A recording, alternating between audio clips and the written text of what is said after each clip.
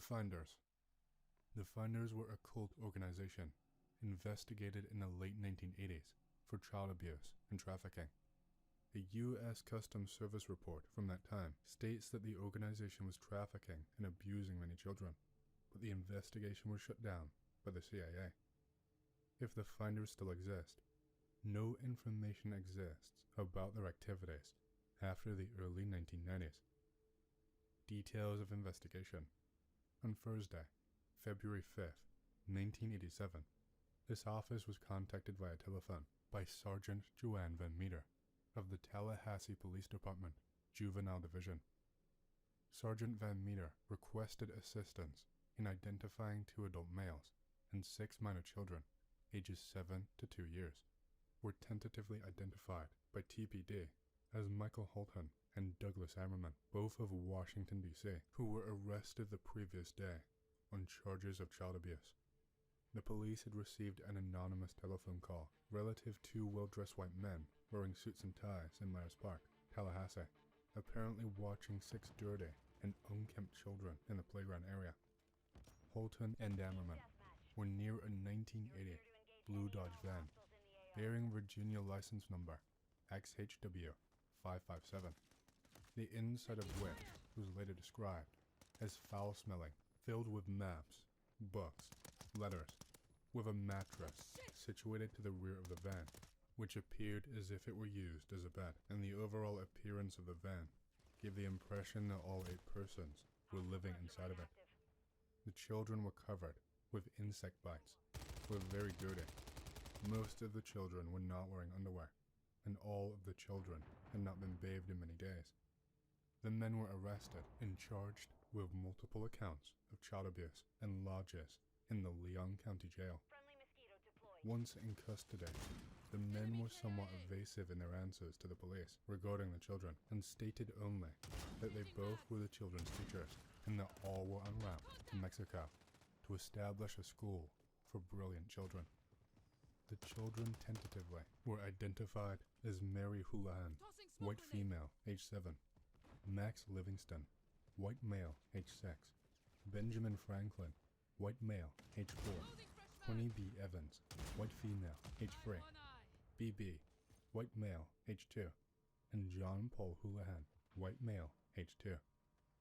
The children initially indicated that they lived in tents in a commune in the Washington, D.C. area and were going to Mexico to a school for smart kids.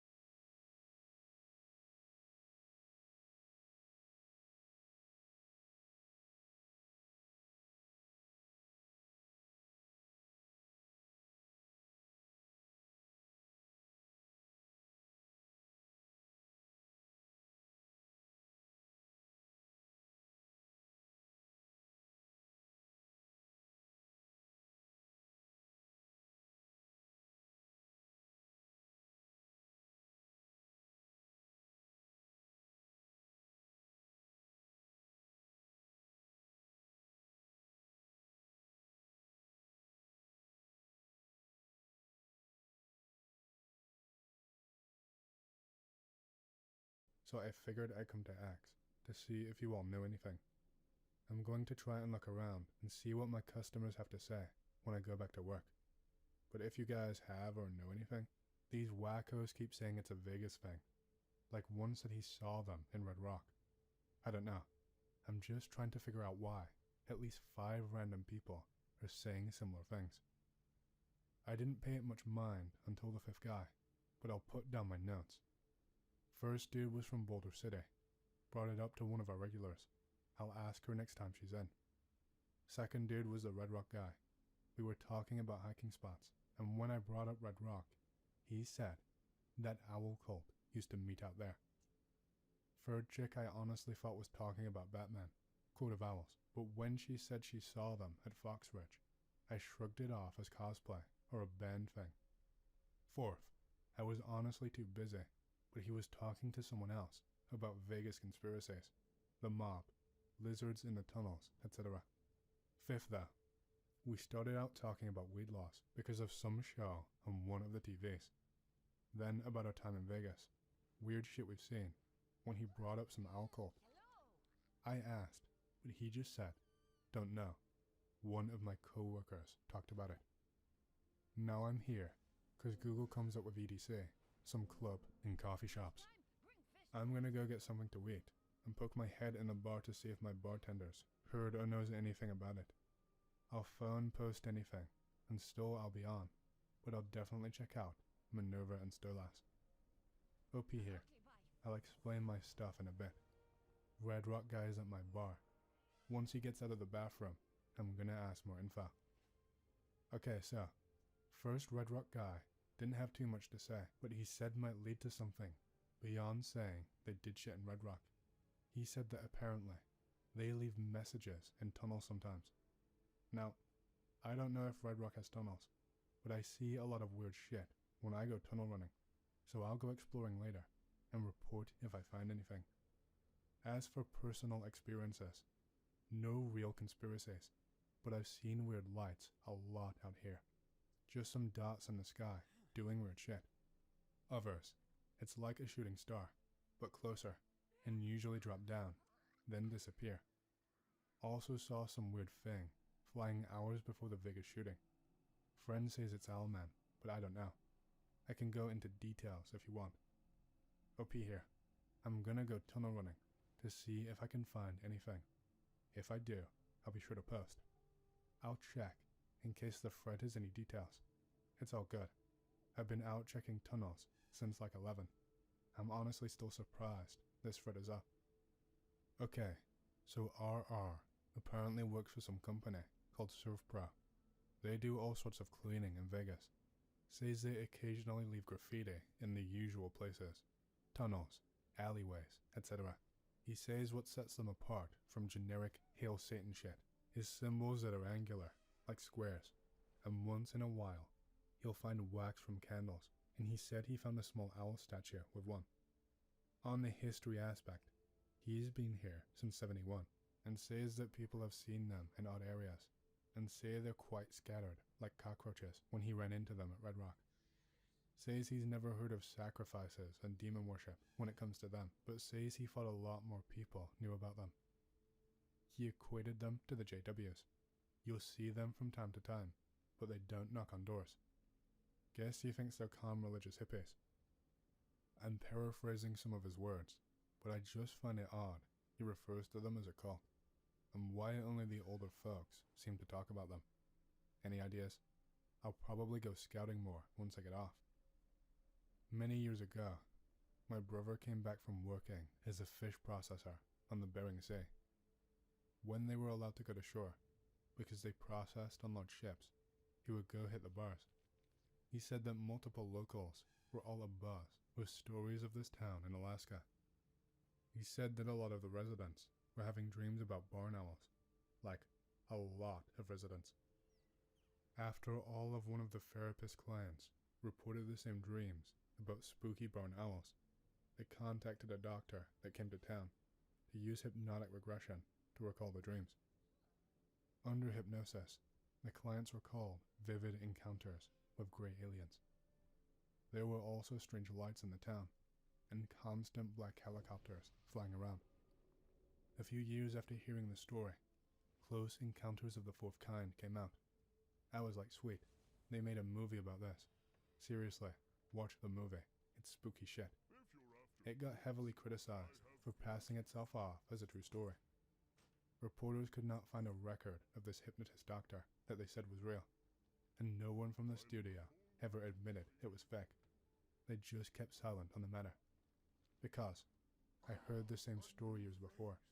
I believe the movie is at least partially based on facts, and that this doctor got scrubbed.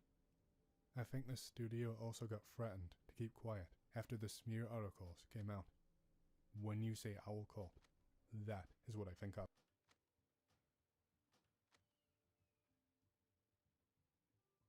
I know someone that works for NOAA. The disclosure rumors are 100% true, and the species in question is aquatic. I don't expect anyone to believe me, and that's fine. I know a lot of bullshit gets posted here for shits and giggles. I'm just sharing a story from a few weeks ago that I feel is relevant due to all the disclosure talk. I have a college friend that landed a job working for NOAA in a pretty high capacity. I won't say any more than that to protect their privacy. Around the holidays, me and said friend were catching up, and they shifted the topic to aliens. This friend is very level-headed, and we usually don't talk about stuff like that. It's mostly family talk and work. They asked me if I believe in aliens, to which I replied that I'd like to, but we simply don't have enough evidence. Their expression perked up, and they said, I'm going to tell you something, and I want you to take me absolutely seriously. Okay, where is this going, I thought.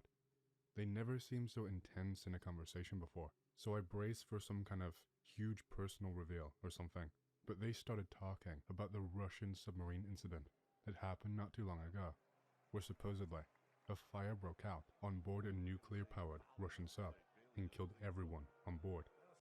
News article, updated. 14 sailors die on secretive Russian nuclear submarine. Putin calls incident great loss. They said that was a cover story that Putin came up with for what really happened.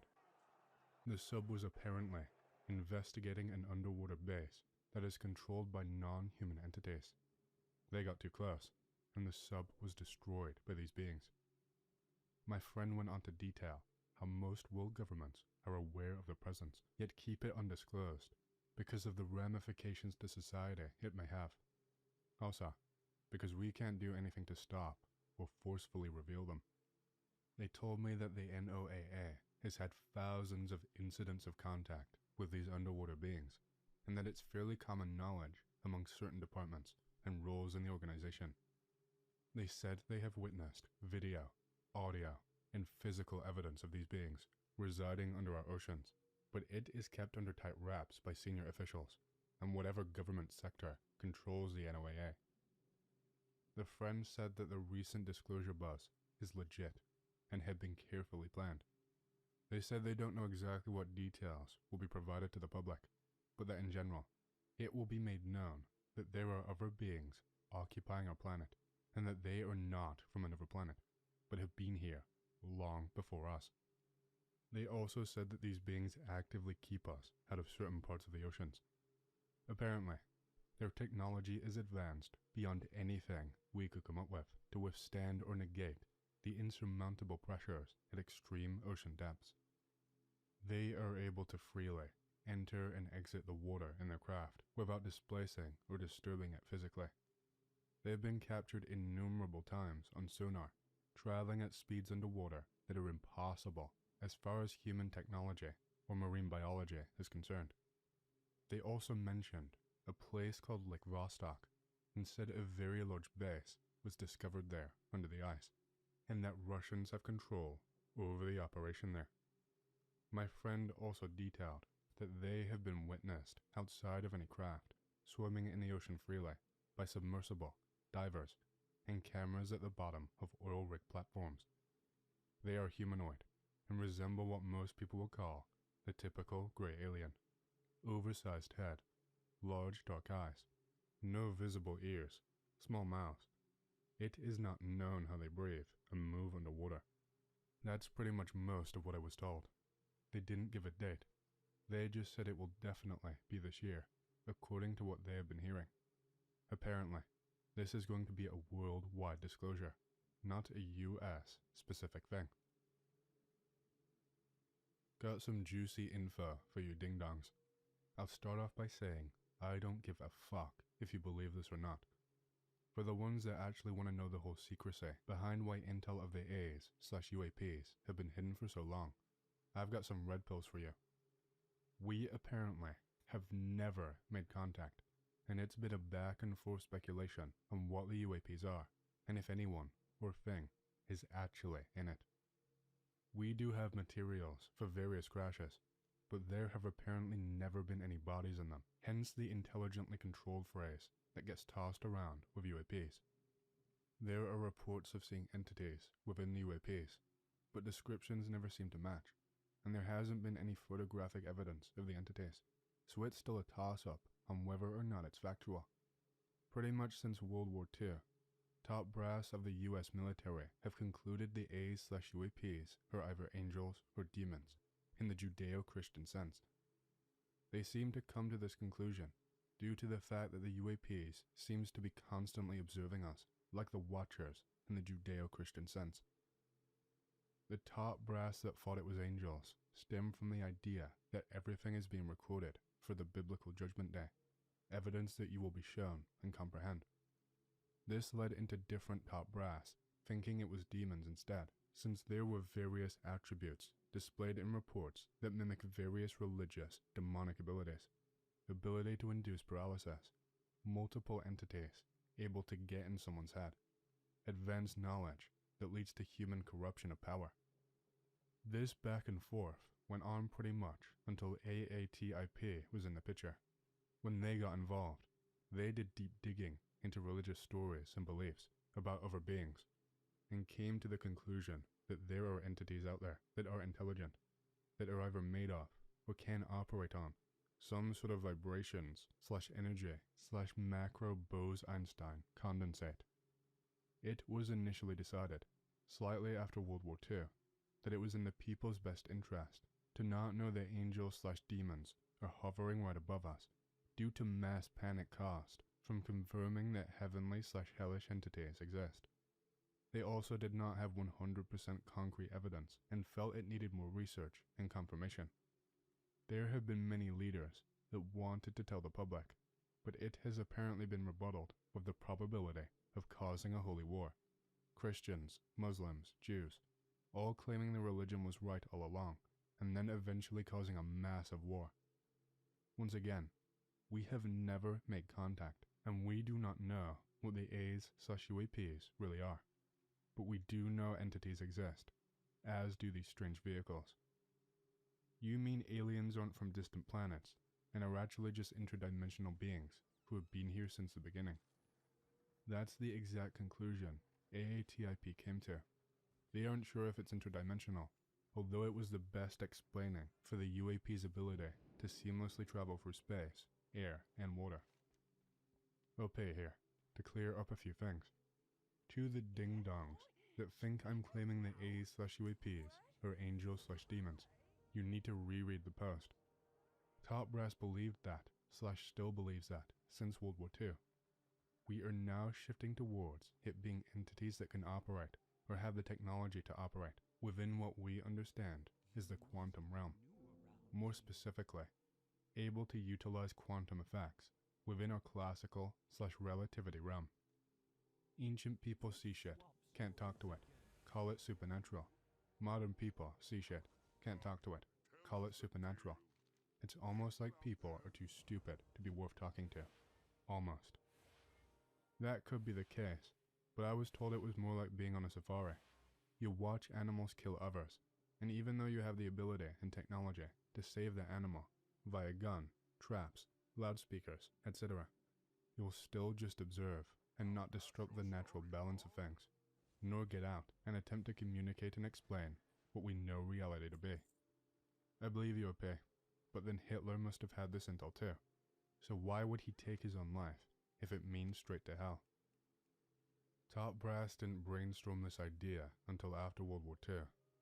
The US military noticed quite a bit of UAP reports and decided to dig deeper.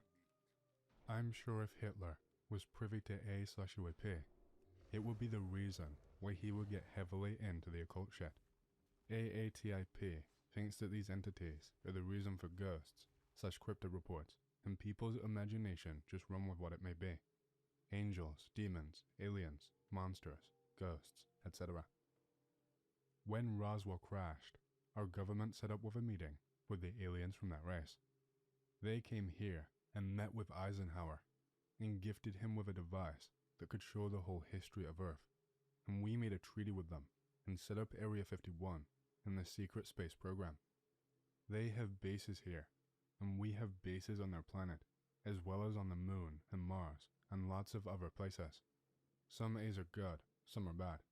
Some are actual physical beings from other planets. Some are interdimensional, some are both. Some even look human, and some are human. The ones that are able to be in contact with us are obviously way more advanced than us. There is no such thing as demons, because the concept of a demon comes from religious dogma and mythology. It's not even a real thing, neither is hell. Just do a little research. I am 100% sure you're wrong on the setting up a meeting and the device. We do not have military bases on the moon nor Mars. Your descriptions of the A's are close to being correct, from what I understand. However, AATIP believes they are all just one species that can fuck with our perception, become invisible, appear to split off / be in two places at once, ability to change its appearance at will, similar to us being able to wear costumes and trick other animals, except that it can be done with the UAPs and theorized with the A's. Literally all of our technology in the last 300 years has come from aliens. You wouldn't have a phone in your hand or a computer if it weren't for them. The concept of the transistor actually came from recovered material. The top brass that fell into thinking it's demons also thought that UAP technology contained the historical forbidden knowledge by its ability to drastically increase knowledge, like the internet, and gain power / control, or even be godlike with its abilities. Where are you hearing this from? I was contracted through a defense contractor during COVID that worked directly with AATIP to assist with the studies. I cannot express how much I don't give a fuck if anyone believes this. I pretty much spilled the beans on the stuff that we all were debriefed on initially, but I won't go into any specifics as to which department, what I did, nor everything we learned. I just thought you ding-dongs would get a kick out of finding out about the elephant in the room, lol. Hey X, first of all, I want to apologize about my English. This is not my native language. So I've been on this board for 2 years or so. Always love reading creepypasta, nopes, etc. I like to be scared. It makes me feel alive. So this is my story. It happened 2 weeks ago. This is the first time I'm writing it down. So I never experienced anything paranormal really, but still really loved all the things that related to the paranormal. You can say I really was searching for proof of the paranormal. I have this mini obsession since I was like 12 to 13. Today I'm 21, a soldier in the IDF. Sorry, I got carried away a little bit. Let's get back to the story. So, 2 weeks ago, on a Sunday afternoon, me and a friend, who is also a soldier, decided to do something because we're both bored as hell. We're both on vacation, so what the hell, right? So we took my car and just said to ourselves, let's just drive until we get to somewhere. I live in the southern part of Israel, like an hour's drive from Tel Aviv or Jerusalem, so pretty much, after 40 to 50 minutes of driving, we found ourselves driving on a lonely road, without any sign of people around at all. Then we saw this big sign in front of us. It said, "The Big Crater, 15 kilometers. Now, let me tell you a little bit about the Big Crater. In Israel, there are 3 craters. Ramon Crater, the Big Crater, and the Small Crater. You can Google them and read some info about them. So, the Big Crater is the most scary, most bizarre, and the most paranormal out there. We have never been there before, but we've heard all about the stories, so we just want to give it a chance.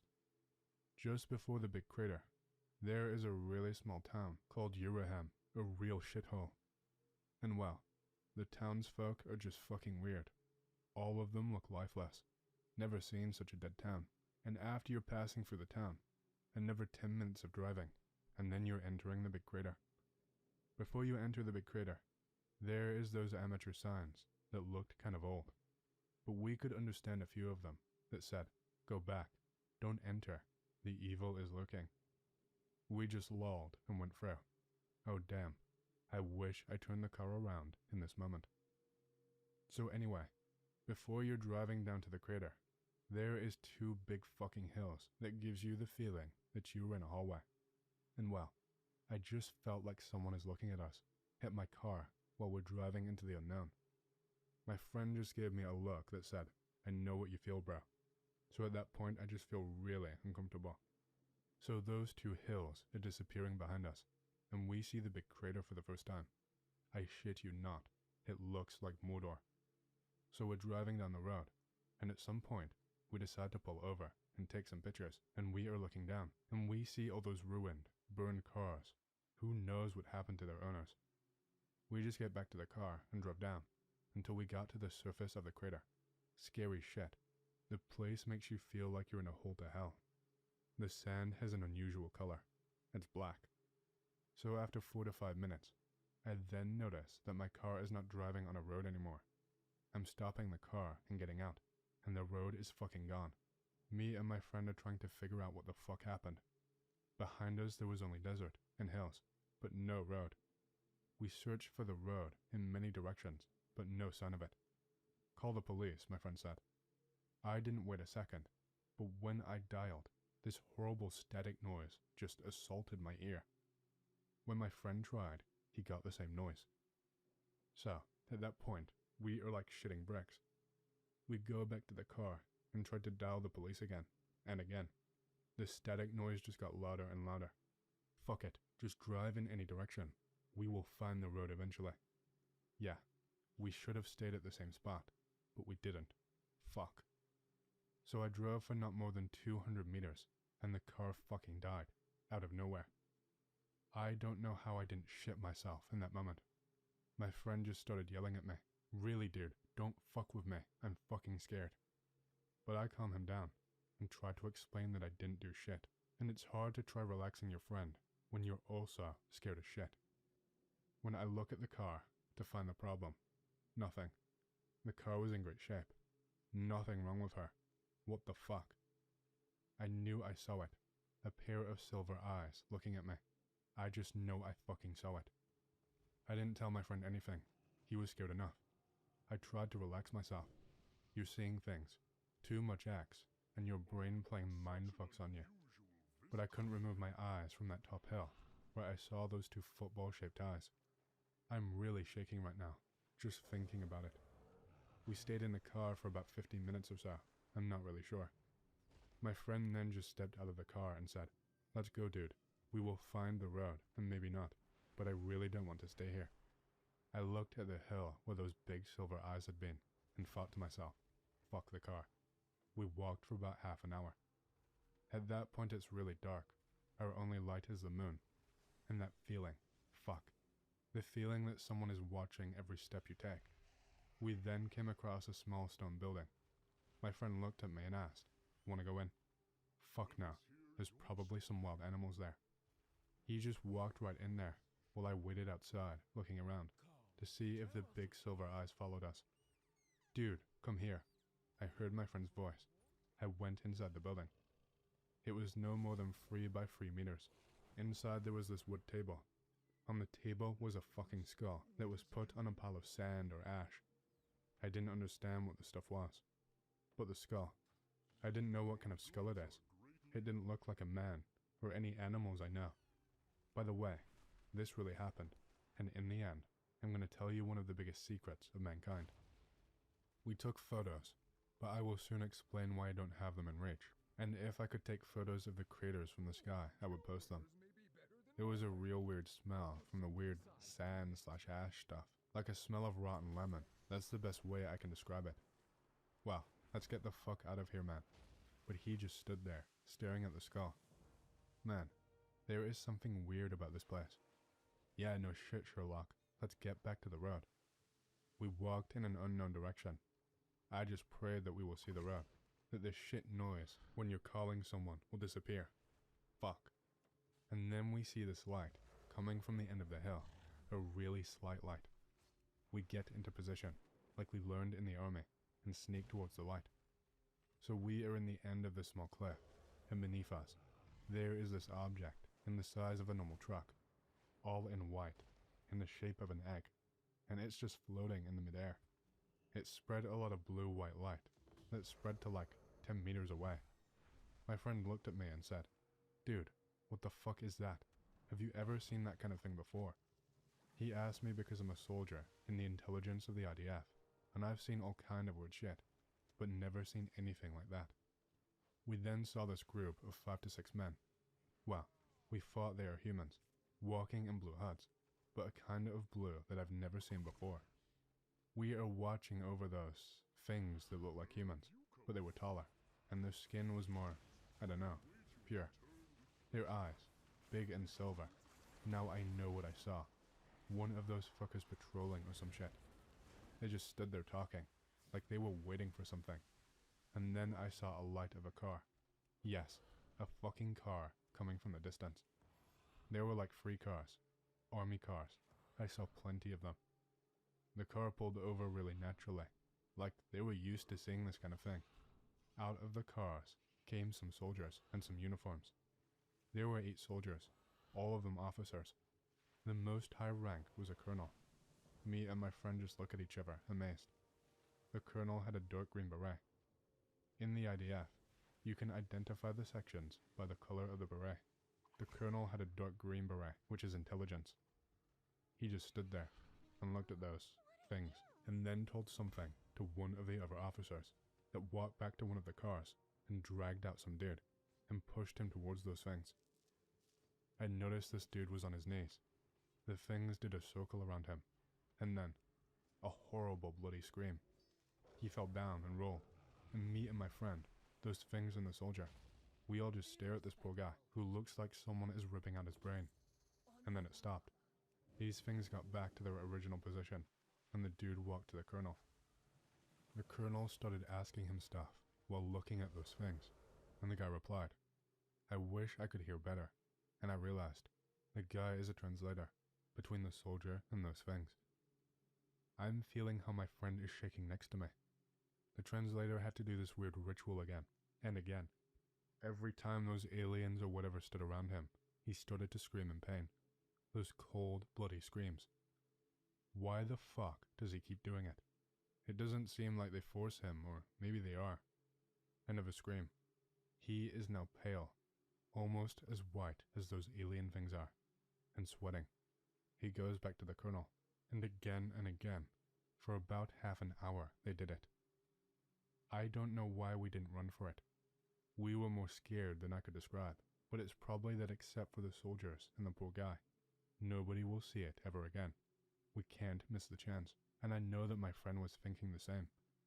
So after half an hour or so, the soldiers and the dude entered the cars and just drove away.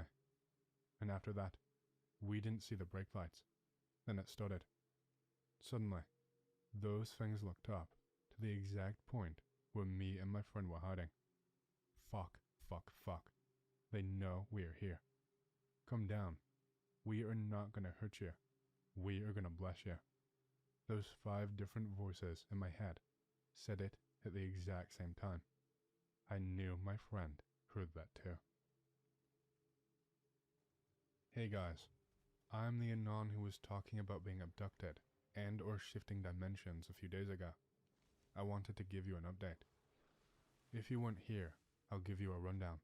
On the night of March 12th, I was awoken in a very bright room with insectoid-looking alien things examining me as I was strapped to a table naked. I struggled, but they told me not to panic and to calm down. But what I heard was nonsense babble. I somehow understood them. I must have passed out, 'cause next thing I can remember, I was in my bed in the morning, except my sex was changed. I talked to my parents and friends, and nobody believed me, thinking I'm a female all my life.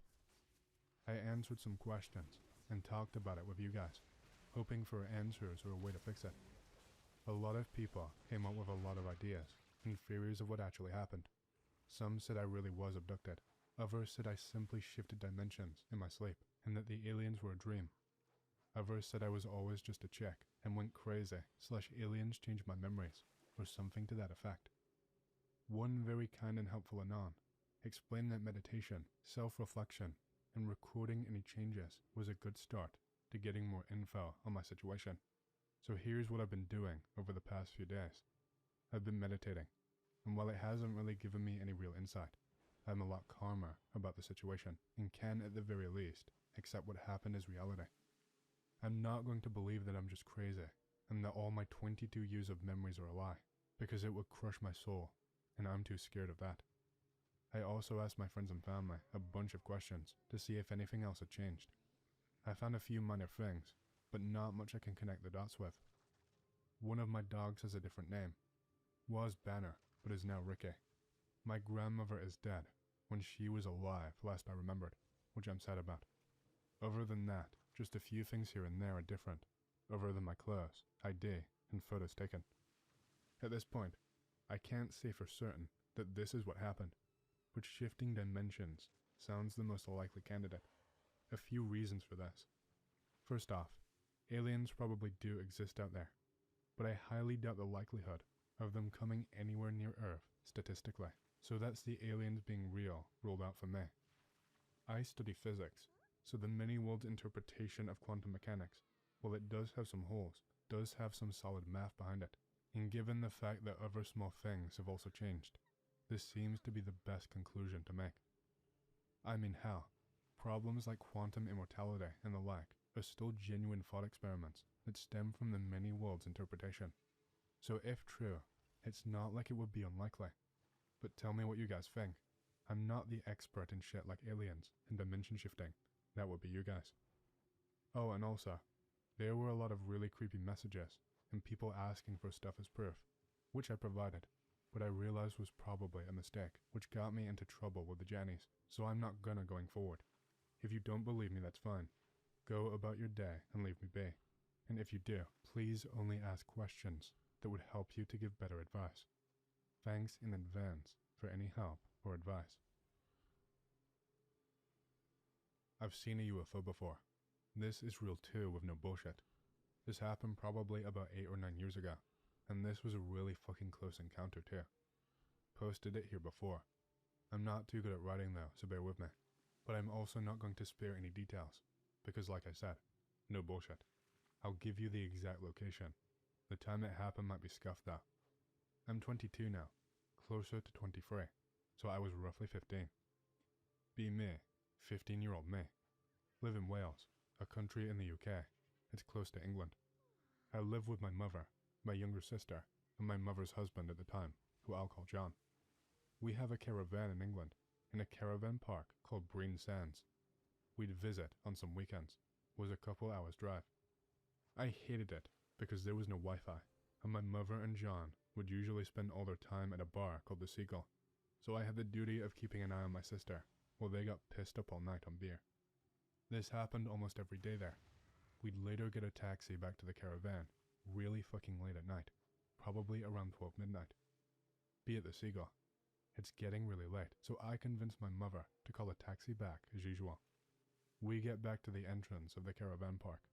It looked like a maze of branching paths for trees which led to lines of caravans.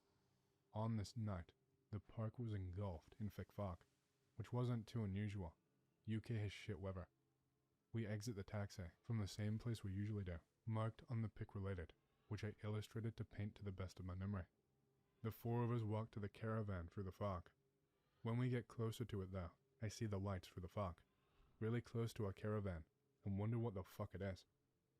At this stage, my mother is absolutely wasted as usual. John is holding up better though. I ask him what the lights are, and he doesn't know. We get closer to the lights, as they're between us and our caravan, probably like 5 meters away. This is undeniably a UFO. It looks like the stereotypical depiction of a flying saucer that you'd usually see in a cartoon, and it's not that far from the ground. It's just hovering in place, close to a caravan amidst the fog. From memory, it was a large circular flying saucer with a big white light in the middle and other lights around the circumference as depicted in pic related. I can't think of any other distinguishing details of it. We could only see this from below, and I think the lights around the middle larger light may have orbited around it, like it was spinning. However, I'm not certain about this. It happened a long time ago, but I remember some motion to it, despite it being seemingly stationary.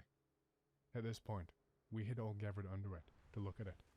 My mother was completely out of it drunk, and my sister was just a little kid, so I was in awe, clarifying with John that we were actually looking at a UFO. I make sure John gets his phone out so that we can get a picture of the UFO. My mother gets her phone out too, but I'm looking through John's as I don't trust her to get a good picture. It looks completely illegible through the phone as it's really dark out, with fog everywhere through a shitty old phone camera, which makes me really frustrated. My mother and John finish taking the shittiest quality photos of this UFO, and then my mother starts to drunkenly shout, "Aliens! Aliens! Come and get me." This causes fear to set in, as I realize we are directly below a fucking UFO, and now my mother is shouting at it, so I grab her hand and pull her towards the caravan, which we all get inside. As it's late, we all go to bed. I lay in my bed, and my mind is racing, thinking about aliens coming out and killing us, which keeps me awake for hours. The UFO wasn't actually making any noise while it was in place outside, and throughout the night, I couldn't hear anything out of the ordinary. Next day it's gone. I remind my mother and John, who are now more sober about the UFO, and we check the photos, which are useless, illegible. The most annoying thing is neither of them cared. It was just like, ah, haha, oh yeah, the UFO. They weren't interested at all. Anyway, this has been in the back of my mind for years. There was a period where I'd recite this experience to friends, who obviously would not believe me, understandably. And since then, I've asked my mother now and again about it, who still doesn't really care. At one point, I searched for any UFO experts in the UK area that I could talk to about it, and ended up emailing somebody who had a website and published UFO-related fluff. He emailed back, saying that there has been reports in the Breen Sands area, but then asked for me to fill in a UFO form or something, which I ignored. Around a year ago, I went to a pub with my mother, and we were reminiscing over beers about places and people, and I brought this up again, and she said, "Oh yeah, I've probably still got a picture of that on my old phone." So I asked, "Don't you think about that?" "I think about it all the time.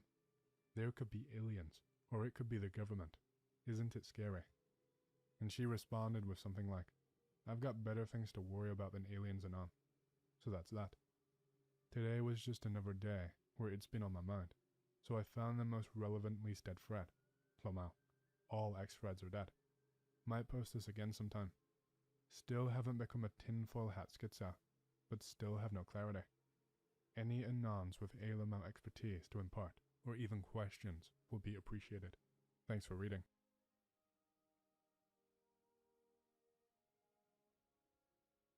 The Adenamen. There are dark forces alive in Appalachia, a hotbed of terror and genocide. The region is known for its gorgeous mountain landscapes and insulated people. Its history, however, is quite bloody, and the residual energy remains to this day. I was stalked and hospitalized by a pre-Columbian Native American ghost in 2017.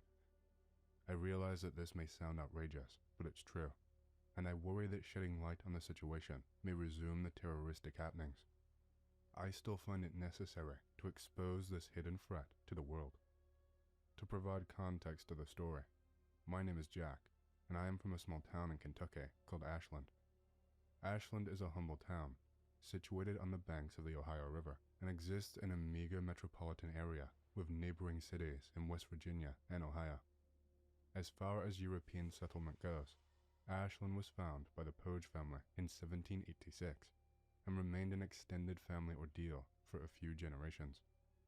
During the settling of the area, the new habitants encountered a complex series of mounds scattered throughout. Upon excavation of these mounds, the settlers discovered their true origins. The mounds were burial grounds for an ancient civilization known as the Adena, who were dispersed among central Ohio, northern Kentucky, and West Virginia. What the excavators found was truly unbelievable. Skeletons with massive jaws, perfect teeth, and otherworldly heights. These were giants, with many skeletons reaching 7 feet, and a few of them measuring at 8 feet, towering over their distant European counterparts. The giant ones were heralded as kings in the Adena culture.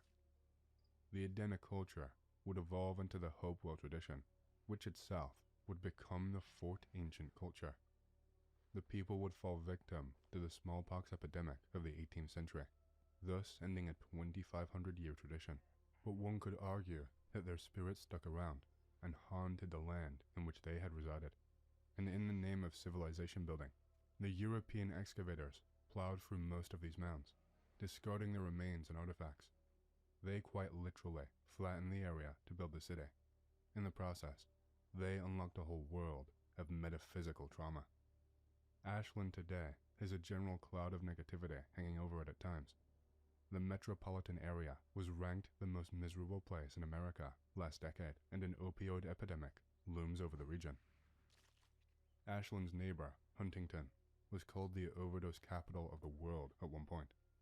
Cancer deaths are in abundance due to the city's manufacturing history, which thrived for a couple of decades before dwindling down into nothing. Good jobs are scarce, and the dream of every child is to escape to greener pastures. Ashland is even the home of the parents of famed serial killer Charles Manson. In 2017, I took a trip to Point Pleasant, West Virginia, otherwise known as the home of the Mothman. Point Pleasant is about an hour away from Ashland, and it too has a general cloud of negativity hanging over it. It's a barren town, even smaller than Ashland. If arriving in Ashland felt like getting to a party after everyone has already left, then arriving in Point Pleasant must feel like getting to a funeral after everyone has already left. The buildings are decaying, the streets are empty, and smokestacks complete the skyline.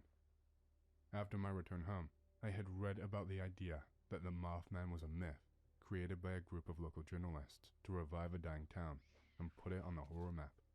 I thought it was a brilliant idea and one that could be replicated, but I had no connections in the local journalism industry and no platform of my own to spread the story. The light bulb blinked one day. As an avid hobbyist photographer and longtime fan of the YouTube series Marble Hornets, I decided to start a YouTube series about a fictional character known as the Adena Man. He was to be unusually tall, with generic Native American clothing and accessories. In retrospect, the concept was a little bit problematic, but I was young and ambitious. I had it all planned out. I spent many hours researching the Adena and trying to get a better understanding of their culture, which has limited information available.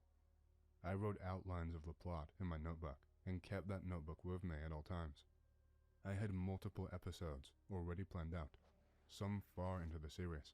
I was researching how to build a character like Slenderman.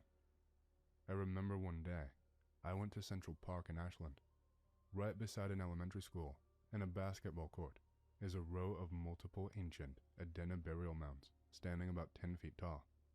As a child, I remember riding my bike over them, and after I grew up, they blocked off the bottom of the mound with an ineffective gate. One day, in my pursuit to create the web series, I went to the mounds and meditated, writing down ideas in my notebook. The same day, I went to a Catholic shrine in nearby Franklin Furnace, Ohio. I had created a shoulder mount for my camera, and I went with my then-girlfriend to get some benign footage for the series. On each of the pillars in the shrine existed coins flipped in various orders. In order to create a compelling narrative, I flipped some of the coins on camera, hoping that it would develop into its own plot. I went home and laid down for bed. I'm not usually a heavy dreamer, but I had a vivid dream that night. I found myself in a dense forest, surrounded by towering trees. An eerie silence blanketed the area. As I navigated the forest, I heard a faint but haunting melody, carried along by whispers of the wind. I ventured deeper, and the trees parted. I fixated my eyes on the center of the forest, and I saw a massive Native American man towering over the trees. His eyes seemed to hold centuries' worth of wisdom, pain, and mischief. He held a flute, made from a bone-like material, and he raised the instrument to his lips. As he played an otherworldly melody, the forest came alive, and shadows danced among the trees. I felt a strange pull towards it. I was drawn in by the haunting charm. As the dream progressed, I grew uneasy. The tall man's intentions were unclear, and the melody grew aggressive and malevolent. The forest twisted. The trees creaked and groaned. I realized that I had stumbled upon a force, older and more dangerous than I could comprehend. Just as quickly as the dream had manifested, it faded away. The next morning I woke up for work in extreme pain all throughout my body. My limbs felt like they were going to fall off. I had no energy and a splitting migraine. I had never called off work before, but I did that day. I went to urgent care and they sent me home, but when the pain persisted, I went to the emergency room. I was immediately given a spinal tap and tested for meningitis.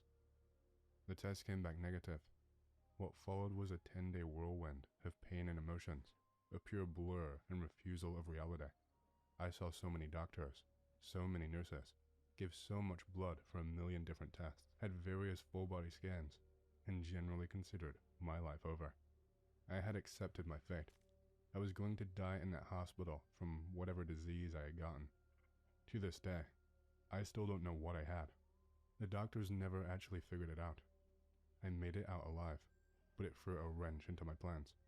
My depression intensified, and I never devoted any more time to the series. My life has been a general onslaught of bad luck since then. My mental state continued deteriorating, culminating in me punching a mirror one evening in a fit of unadulterated rage. The blood erupted from the veins on my wrist, and my then girlfriend drove me to the hospital, where I was stitched up by the same doctor that performed my spinal tap just 7 months prior. I went on medication shortly afterwards, and life was like normal for a while. A lot of things have happened in the past 6 years, and I won't go into it, but things have gotten very dark for me. Teletubbies Lemurian connection / sun worship. Lemurians were highly evolved beings with great telepathic ability. They had access to limitless life force energy and could manifest and heal almost anything. They were multi-dimensional beings and could move between worlds or overlaying dimensions as well, including backwards and forward in time. To them, all time was happening simultaneously, and they had direct access to the Akash, a living library where everything that ever was and ever could be was accessed. Lemurians were familiar with portals and traversed dimensions to gain information and share wisdom. They were deeply connected with other planets, aware of the balance and interconnectedness of all the activity that happens in the macro-micro universe. Often inhabiting the abyss and the spaces between perceivable matter, their particles and physical densities could transform as they chose. The way in which they could move through time and space means they also have access to this very moment, and their wisdom is gifted to us as we raise our vibrations to meet theirs. As they could create anything at will, scarcity was not a factor in their reality. The natural land they lived in flourished, and they did not need to grasp or hold on to anything. Having immediate access to whatever they desired meant the need to own anything did not develop. They lived close to the incredible land and spent much of their time recharging their energetic resources by immersing themselves in the blissful emanations of nature. They appeared tribal and were scantily clad, as their body temperature was perfectly attuned to that of their environment, and there was no shame in nudity. Talismans adorned their body, as beautiful art was a way of containing significant information. They were shapeshifters and could disappear and reappear as they chose, or as they moved through different dimensions. They held a deep connection and familiarity with crystals, and worked with vibration to bridge spiritual and physical realms. As the Teletubbies traversed to the hilltop, underneath the informing instruction of the sun, one among them is elected as that which will receive a telepathic signal of wisdom through its antenna to materialize in its vision via its biologically integrated screen. This source of wisdom will be presented by the elected Teletubby to the rest of its tribe, a dosage of psychic knowledge dispensed from the Lightbearer, then induced into the tribe at large. The original Lemurians captured similar signals, and dealt their payload of knowledge onto the physical world, constructing the grounds of all civilization. Their blood confirmed as that which can construct, granted the advice of divinity. The set of the Teletubbies was constantly flooded by rabbits, those rapidly reproducing through the constant regenerative force. the Teletubbies worship a pinwheel, following the sun iconography in their daily venerations. I am troubling you with this letter, both to elicit information and express certain concerns. Hopefully, it will be evident that it is written with the very greatest respect, from one long-schooled in the arcane sciences to another. Having carefully studied your popular children's television show, Teletubbies, for many years, I am confident I have gained a basic mastery of its essential content. Please forgive me if I suggest this understanding was acquired with greater ease than is altogether healthy, or compatible with appropriate Hermetic prudence on your part. To be frank, the Teletubbies wear their occult pedigree on their furry jumpsuits, their direct derivation from the 5 diplodemons of Sumatran time, sorcery being starkly apparent to any but the most vegetative ignoramus. Thus, the obvious question arises, what happened to the 5th Teletubby? Please understand that I am not questioning the necessity of this excision. It goes without saying that the supervisory authorities, of which I trust no more need to be said, would have demanded it, if an elementary instinct for self-preservation had not already done so. Only a lunatic would fight for the right to spread pentazygonic Lemurianism among the world's infants, so my uttermost discretion can, of course, be assumed. Nevertheless, the question remains. While theories and speculations on the topic of the missing 5th are abundant in the relevant literature, where Nunu, the baby son, even the infant viewer, have been proposed, these can all, in my humble opinion, be dismissed as groundless. The missing 5th must, for obvious reasons of arcane science, be of the same supra-generic type as its 4 similar archons, with appropriate discriminative name, height, intonation, color coding, antenniform, and magical weapon. At the risk of self-contradiction, I must now append my warning to this request. While frustrated by the inaccessibility of the information specified above, I am also alarmed by the denuded hermeticism characterizing your show. Although we initiates of the Arcane Circle have long understood that the future of religion on this planet approximates far more closely to the Teletubbies than to any existing organized faith, is it entirely wise to pronounce this truth so boldly to an ill-educated public? Such things have been occulted for a reason, I am sure you would agree. Was it really necessary, for example, to so exactly portray the hideous ecstasies of the Zog-Murphy ritual? A glistening vortex activates, and the beings moan, uh-oh. Their eyes droop with bliss, and they fall on their backs in technicosmic delirium. After the big hug,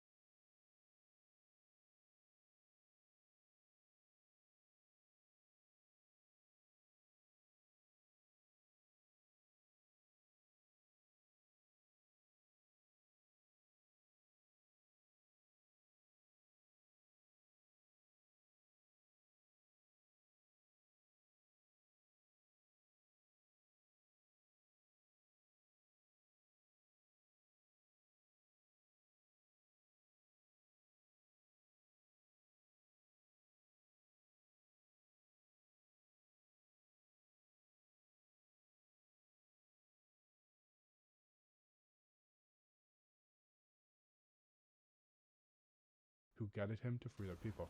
Given what we know about dimensions and consciousness, it definitely puts a fresh perspective on old stories that did not make much sense. We could talk about this more, but let's continue for now. There were no problems caused by the Hebrews coming to Atlantis. They actually benefited our evolution. The other race that stepped in caused big problems. These beings came from the nearby planet of Mars. See, according to Thoth, Mars looked very much like Earth, a little less than 1,000,000 years ago. It was beautiful. It had oceans and water and trees that were just fantastic, but something happened to them, and it has to do with something called the Lucifer experiment. From the very beginning of creation, everything is simply an experiment. Creation itself was just consciousness, creating and inhabiting itself in that creation. There is no divine plan. Spirit can do whatever it wants. Having said that, if spirit decides to cut itself off from the rest of consciousness and create a separate reality on its own, it can do that too. This is called the Lucifer experiment. Because spirit is God, it can do this. There is nothing wrong with that. We've kind of been led to believe that Lucifer is evil and the devil. This just is not true. Lucifer is just another means of perceiving the reality. It is not a unity perception of oneness, but rather a duality perception of two-ness. There's a flower of life pattern for Lucifer as well, but that's a big topic for another time. Anytime the Lucifer experiment has been attempted in the universe, it always ends in failure. The species will cut itself off from love, and will become incredibly male, left-brained. What always ends up happening is that everyone becomes very greedy. There is no compassion for one another, and everyone ends up fighting, until they end up killing one another. More than 1,000,000 years ago, the beings on Mars joined the Lucifer experiment, and it failed dramatically. Basically, they cut themselves off from the unity of the universe and created a separate reality. When they severed the love bond, they became pure male, logical beings with no emotions. What happened on Mars was that they ended up fighting. Mars became a battleground. Eventually, it became clear that Mars was not going to survive. They blew their atmosphere away and destroyed the surface of the planet. Nova recently did an episode on planetary magnetics, and they found some interesting things about Mars. The planet did not have a magnetic system. However, the surface was magnetized, implying that at one point it did, but then something happened. Once upon a time, before continental drift was accepted by mainstream science, they wondered how lemurs managed to spread themselves in the South Pacific. A hypothesis was put forward that a now sunken continent provided a land bridge. This was seized on by period occultists, which included it in their writings, suggesting that it may be the source of flood myths. Advanced societies, blah blah. Those who lived there were called Lemurians. Yes, they were named after lemurs. The idea of Lemuria was gradually abandoned as a serious theory by dominant science as plate tectonics took over. However, the occult writings were preserved and adopted by later occultists and incorporated into their belief structures, along with Saint Germain, A/UFO religions, Agartha, Conan, Lovecraft, and whatever else.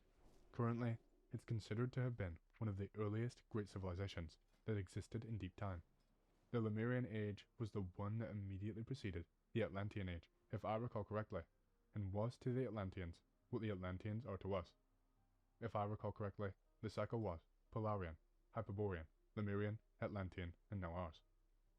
Adding on, Lemurian subcontinent was supposedly located in Indian Ocean, which connected to Madagascar, India, and Australia through a land bridge in a subcontinent size.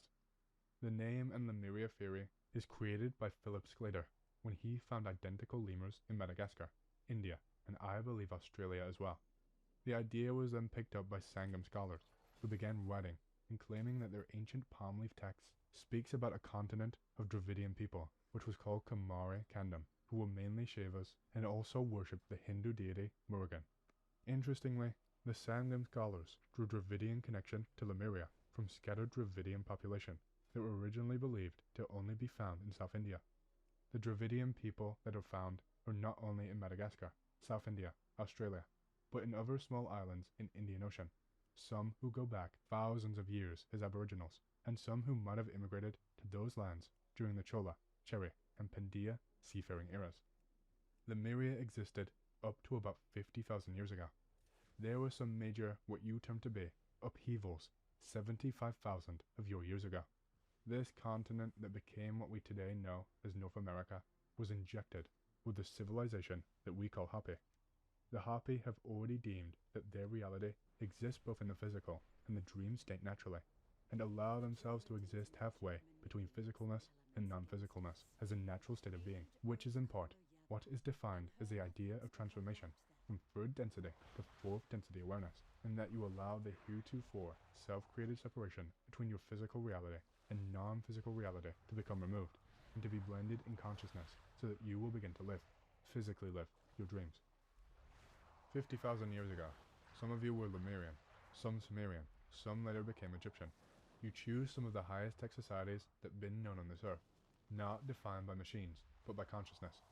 Lurking in your DNA was trillions of pieces of spiritual and biological energy in your body from many energies that are quantum.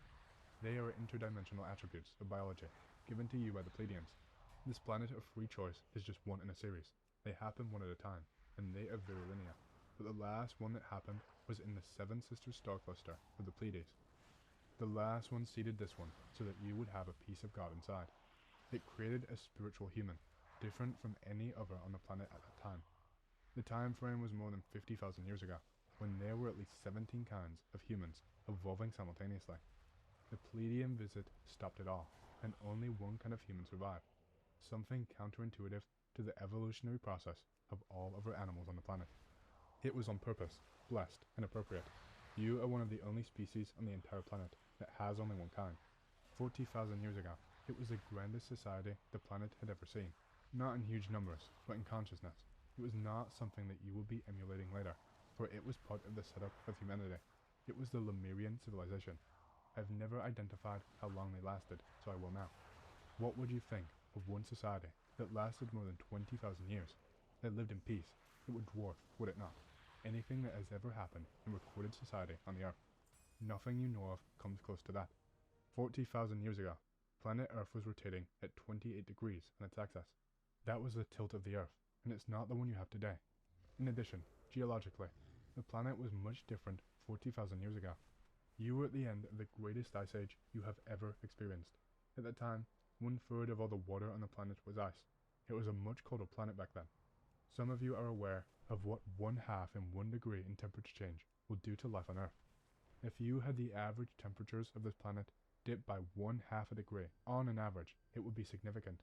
So let me tell you what it was then, so you can imagine the changes. The average temperature of the atmosphere was 8 degrees lower than it is now. Very significant for the weather, and very significant for the amount of water that was on the planet. The average water level of the oceans of the planet was 133 meters lower than it is now. That's 400 feet lower. Can you imagine from the air what your continents would look like if the oceans were 400 feet lower than they are now? Mountain ranges would be exposed that are currently now underwater. It would be much different, would it not? The Lemurians lived successfully for more than 20,000 years around the base of the island you call Hawaii. This was, and remains, the highest mountain on the planet, measured from its base. The Lemurians had a full-fledged, mature civilization from 35,000 years ago to about 15,000 years ago. It took 10,000 years to call themselves united, and another 5,000 to begin to come together as a society, with a common controlled center. Remember that things lasted a very long time, and were very slow in the early days of developing humanity. What takes you a year to do today may have taken hundreds back then. Language was an issue, communication was new, travel was very slow, and sovereignties had never even been tried. Whereas you might have 2 meetings a day, they would have 2 a year, often not even that. Their sense of time was far different, in that they had quantum consciousness, almost a timeless state of being. All evidence of old Lemuria has been erased. The ocean currents under the seas are very strong, almost like rivers they surge, washing with sand and silt for eons. So there are those who say, that means we'll never find the artifacts of Lemuria. Not only will you find some, you have already, and many are hiding them, because when these collectors show them to science, they'll be laughed at. For there will be an oxymoron, a contradiction with the actual artifact. It will be too old to be what it is, at least according to modern thinking. What would happen if you found an automobile part that carbon dated to 3,000 years ago? It would be an artifact that could not exist. That's what the artifacts of Lemuria will be like, for they will be charts of the stars and biological information that could not have been known. And why would anyone be able to have an artifact of Lemuria? I just told you that Lemuria is washed away. It's because of the ships. Many of them went down in storms, carrying every day Lemurian objects, artifacts.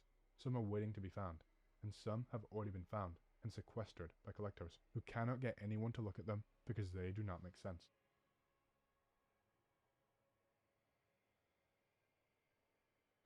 Mel's hole. Mel asserts that, for years, locals had known about the bottomless nature of the hole, dumping garbage down the hole, including dead cattle, truckloads of old auto tires, and large appliances like refrigerators and TV tubes. When garbage was dumped in the hole, no sound of the object hitting the bottom was heard. Mel claims he began a series of experiments with the hole on his property, including one where he lowered a roll of lifesavers into the hole to detect if any water was at the bottom of the hole. At the end of progressively longer lengths of fishing line, up to the 80,000 foot, over 15 miles, length of the last attempt.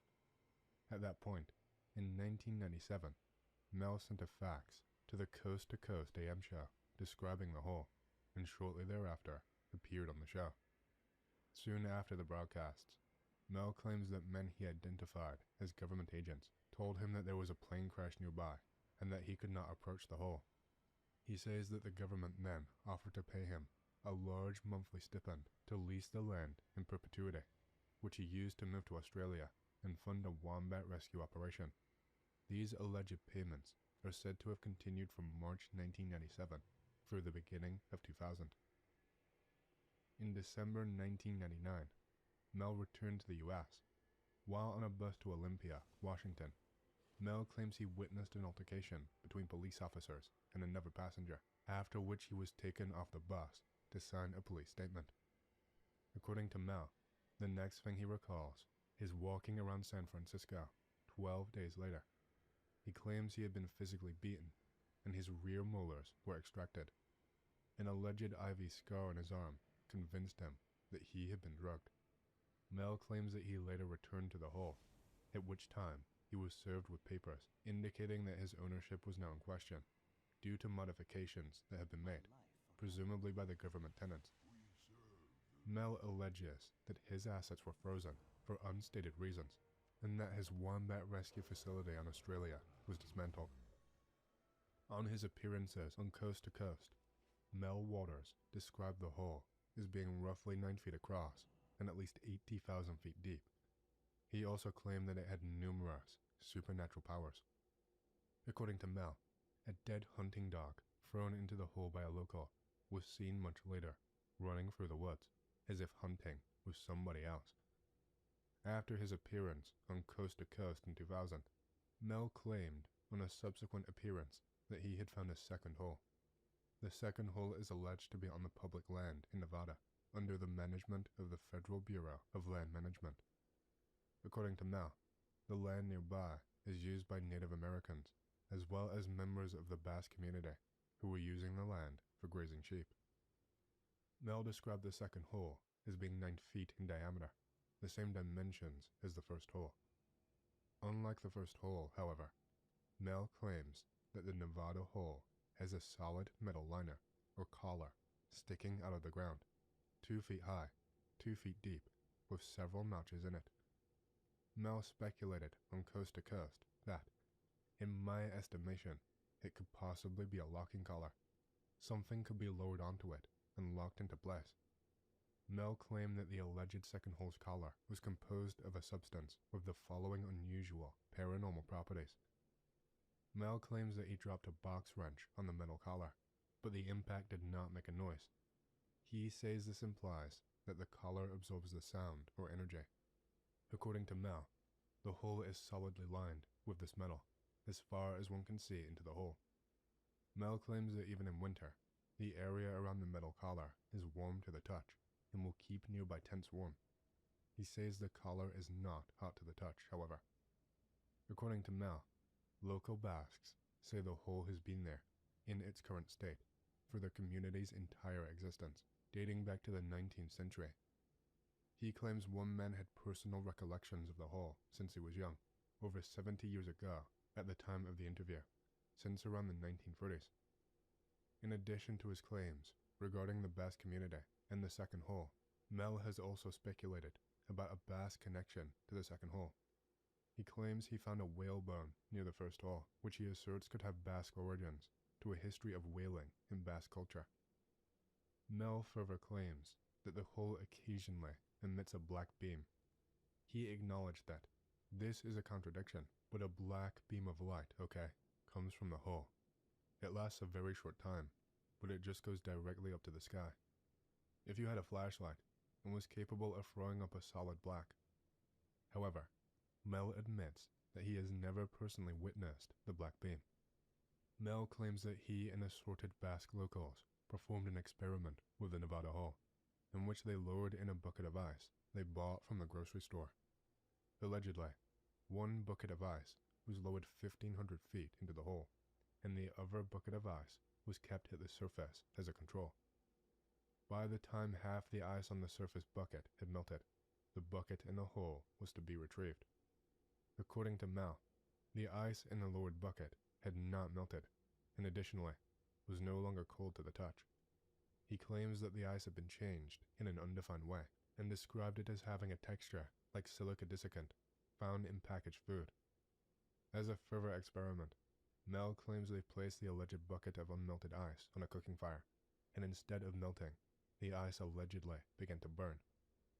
Mel Waters described the fire as not so much a flame as kind of a, have you ever used a gas stove? It was like the barest turning of a gas stove on. It was like that last flicker before you turn it off. According to Mel, additional trials of the same experiment have resulted in unmelted ice, unhinged ice, and occasionally, about 1 out of 3 times, more of the supposed burning ice.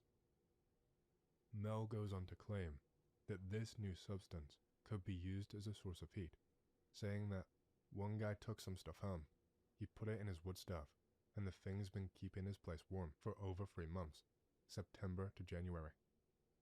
Mel claims this man also reported that steam from a nearby kettle was absorbed by the burning ice, and that the area surrounding the burning ice was always very dry. According to Mel, after a few months, the stove with the burning ice crashed through the floor of the men's cabin for unknown reasons, and that the man returned weeks later to find the entire cabin collapsed into wood dust. Mel attributed this alleged phenomenon to all of the moisture being soaked out of the wood by the burning ice. He claims that on a later visit, the stove with the burning ice had sunk 5 feet into the ground. Mel claims that a team of unknown researchers, which he speculated as possibly being related to the government, appeared later at the site of the cabin and attempted to use construction equipment and metal chains to remove the stove. He alleges that upon pouring the water into the hole created by the stove, the metal chains fused with the stove, after which it was successfully lifted by multiple construction cranes, loaded onto a large truck, and driven away by the unknown researchers. Another experiment Mel claims to have performed on the hole involved lowering a living sheep to a depth of 1,500 feet, resulting in the depth of the animal and the appearance of a mysterious, seal-like entity. Mel claims that the sheep was led to the hole, but became agitated when it approached the hole and had to be stunned and placed in a crate. According to him, the sheep awakened as it was being placed over the hole and began thrashing around in its crate and making screaming noises. The crate was allegedly lowered to about 700 feet, at which point Mel claims that the vibrations caused by the sheep's agitation could no longer be felt. He claims that when the cable had been lowered to its full length of 1,500 feet, the metal collar around the hole began to vibrate. According to Mel, the sheep was left at this depth for 30 minutes before being winched back up to the surface, where it was found to be dead. Mel claims that from an external perspective, the dead sheep appeared the same as when lowered, but that inside, the sheep looked like it had been cooked. In addition, Mel claims that he then observed a jellied blob that filled the body cavity where the internal organs normally would be, which he described as looking like a huge tumor. According to Mel, the alleged tumor was removed, and the experimenters believed they saw some movement inside of it. He claims that when the tumor was cut open, it released a fetal seal with human-looking eyes connected to the tumor with an umbilical cord. Mel explains that the seal seemed to have a hold on those present, and that it and the human experimenters viewed each other for over 2 hours. Mel claims that the seal seemed to him to be a living being filled with compassion, and that after nodding at the experimenters, it dove back into the hole. The tumor and sheep remains were allegedly bundled in a tarp and thrown back into the hole, thereby removing any evidence of the experiment. Mel claims that he had been diagnosed with esophageal cancer prior to his experience with the seal, but that afterwards, the cancer was entirely gone, with no evidence it had ever existed. Mel feels that he was healed by the seal-like entity from the sheep carcass. In a later interview, Mel claimed the seal entity was now making regular visits to the Basque shepherds camping around the surface of the Nevada hole. He claimed that the seal was able to communicate with the shepherds through a portable radio. However, when recorded, Mel says that the only result was only a series of unintelligible sounds, as one might hear an interference on a shortwave transmission. Mel claims that a new species of bird has been spotted in the area of the second hole, shortly after his alleged encounter with the seal. The bird was said to be bright red, with a bluish beak and an estimated wingspan of 14 inches. He claims that at least 6 individual birds have been seen in the airspace around the hole since the seal incident, but that no professional can name the species from a distance, and said bird has not been captured as of yet. It developed into an urban legend and gained the nickname Sunbird. Mel claims that the so-called Sunbird never lands, except near the rim of Mel's hole. He speculates that the bird comes from deep within the hole, and he claims that the locals believe that these birds are the cause of the sheep's death and the tumor that produced the seal entity. Mel professes that he himself has shot at one of the birds in an attempt to bring it down for possible analysis and perhaps dissection, but that after being hit directly twice and tumbling 20 feet, the bird pulled out of the fall and continued flying. According to Mel's story, no birds were seen until 3 days later. Mel reports finding 2 crushed bullets in his yard. He says it is inconclusive if they are the same 2 bullets shot at the bird. Mel claims that a local Basque man volunteered to be lured into the second hole, but that the man was convinced to reconsider by Mel and other experimenters. Mel expressed his wish to have his body thrown into the Nevada hole after his death. The Handsome family recorded a song inspired by Mel's hole, called The Bottomless Hole, on the 2003 CD, Singing Bones. The description of Mel's second hole in the Nevada desert bears a strong resemblance to the hole or bottomless pit believed in by the Manson family and discussed in the various court proceedings. Manson preached that a bottomless pit with mystical powers existed in the Death Valley area. The Manson pit figured prominently in his end times predictions. Mel Waters initially appeared on Coast to Coast on February 21st, 1997, and again on February 24th, 1997. His next appearance was in April of 2000. Then there was a hiatus for about 2 years, until January 29th, 2002. Mel last appeared on Coast to Coast on December 20th, 2002. The mysterious valley of the Headless Corpses. Canada is a land full of vast natural beauty and thriving, unspoiled wilderness. Much of the wild landscape here is a world full of natural wonders that have managed to remain pristine and nearly untouched by human beings, with mountains, valleys, forests, whole swaths of land that have remained for the most part unexplored. It is from these unconquered northern lands that have long sprung various stories of mystery and strange phenomena. Surely, one of the more bizarre mysteries from the Canadian wilderness comes from the Nahanni National Park, a place also known ominously as the Valley of the Headless Men. The name is not merely a spooky nickname for a remote, mysterious land, for the area is long known for having people disappear, only to turn up without their heads. Nahanni National Park is part of the Mackenzie Mountain region, located in the Detroit region of the Northwest Territories, Canada, approximately 500 kilometers, 311 miles west of Yellowknife. Nahanni is from the language of the indigenous Dene people that have inhabited the region for millennia, and means the people over there, in reference to the tribe of mountain-dwelling people known as the Naha, who were once known to raid lowland settlements before mysteriously vanishing. The roughly 11,000 square mile park is designated as a UNESCO World Heritage Site and is undeniably full of breathtaking natural wonder and beauty.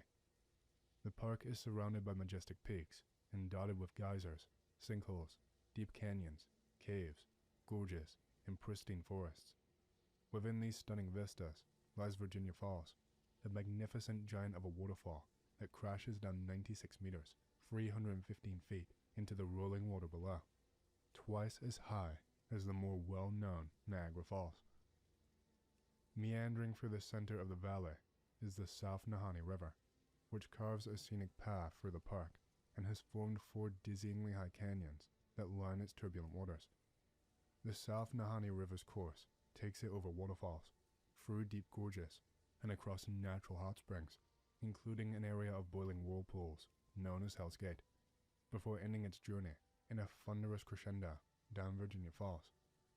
The South Nahanni River is a very rare example of what is called an antecedent river, meaning that it was powerful enough to maintain the same course it had before the mountains around it formed, which it carved as they slowly sprung up across the landscape. This results in the rather remarkable sight of mountains that seem to follow the flow of the river rather than the other way around. Along the river's path through hot springs areas are places permeated with warm air that never freeze and are home to lush tropical worlds full of atypical plants for the region, such as ferns, wild cherries, and roses, which form oases of green surrounded by frigid snow and ice in the winter. The river is the centerpiece of the valley and is the destination of most tourists who come to Nahanni National Park, where they canoe or do whitewater rafting along its challenging, treacherous rapids while surrounded by awe-inspiring scenery and rugged wilderness. The Nahanni National Park has managed to remain relatively pristine, untouched, and unexplored due to a lack of any tourist accommodations and no roads leading in. The remote park is only accessible by boat or plane. The Nahanni Valley has been steeped in folklore and mystery since it was first inhabited around 9,000 to 10,000 years ago. Many tribes were afraid to settle within the region as they believed it to be an evil, haunted place, inhabited by various spirits, specters, and devils. Those who did come here, such as the native Dene people, told of mysterious creatures lurking in the vast forests and were plagued by the enigmatic, aggressive, and violent Naha tribe of the mountains. The tribe was said to consist of fierce warriors who wore masks and armor adorned with frightening imagery and were known to brutally decapitate their victims. Warriors of the Naha tribe were said to be larger than normal men and to wield strange and powerful weapons that no one had ever seen before. The fearsome Naha tribe itself has become one of the area's many mysteries, as the whole tribe is said to have suddenly and inexplicably disappeared from the face of the earth, and it has never been ascertained just what happened to them. They have seemingly just vanished without a trace. When European fur traders first came to the valley in the 18th century, they were impressed by the legends and the beauty of the valley, and word quickly spread about this far-flung wilderness. As more European settlers found their way to the valley, it was soon seen to be a potential path to riches, as many explorers believed it to possess vast reserves of untapped gold. Subsequently, the region saw an influx of miners looking to either find gold in the South Nahanni River Basin or attempting to pass through on the way to the gold fields of the Yukon during the Klondike Gold Rush. Although Nahanni Valley actually produced little actual gold, legends nevertheless quickly formed of the valley holding large stores of lost gold waiting to be found. Some stories told of miners spotting large nuggets of gold as big as grapes, and huge veins of untapped gold were said to be hidden away in the wilderness here. The stories fueled gold fever, and miners, undeterred at the lack of success up to that point, continued to clamor to this remote and rugged land to try their hand at finding it. It was during this era of miners seeking their fortunes among the rugged terrain of Nahanni that the valley's more insidious and macabre legend began to emerge, particularly in a part of the park called the 200-Mile Gorge. In 1908, brothers Willie and Frank McLeod came prospecting in the valley as many others had done before them. The two packed up their gear, headed out into the wilderness, and never returned. After a year had passed, it was presumed that the brothers must have succumbed to the elements or any of the countless perils the area had to offer, such as sinkholes, jagged gorges, and wild animals. Some rumors suggested that the two had succeeded in finding one of the mythical veins of gold and fought to dot the valley and made off with their fortune without telling anyone. Then, as suddenly as they had vanished, the two men were found dead along the river. Their bodies had been decapitated, and their heads were nowhere to be found. A spooky story to be sure, but it would not be an isolated case, nor the last victims the valley would claim. In 1917, a Swiss prospector by the name of Martin Jorgensen made his way to Nahanni to try his hand at finding gold. At first, Jorgensen seemed to have settled well in the valley. He built a cabin, ran a small mining operation, and was generally well known by settlers in the area. When Jorgensen's cabin mysteriously burned down to the ground, the prospector's skeleton was found among the ashes without its head, and a search of the charred remains of the cabin found no trace of the skull. In 1945, a miner from Ontario was found dead in his sleeping bag without his head.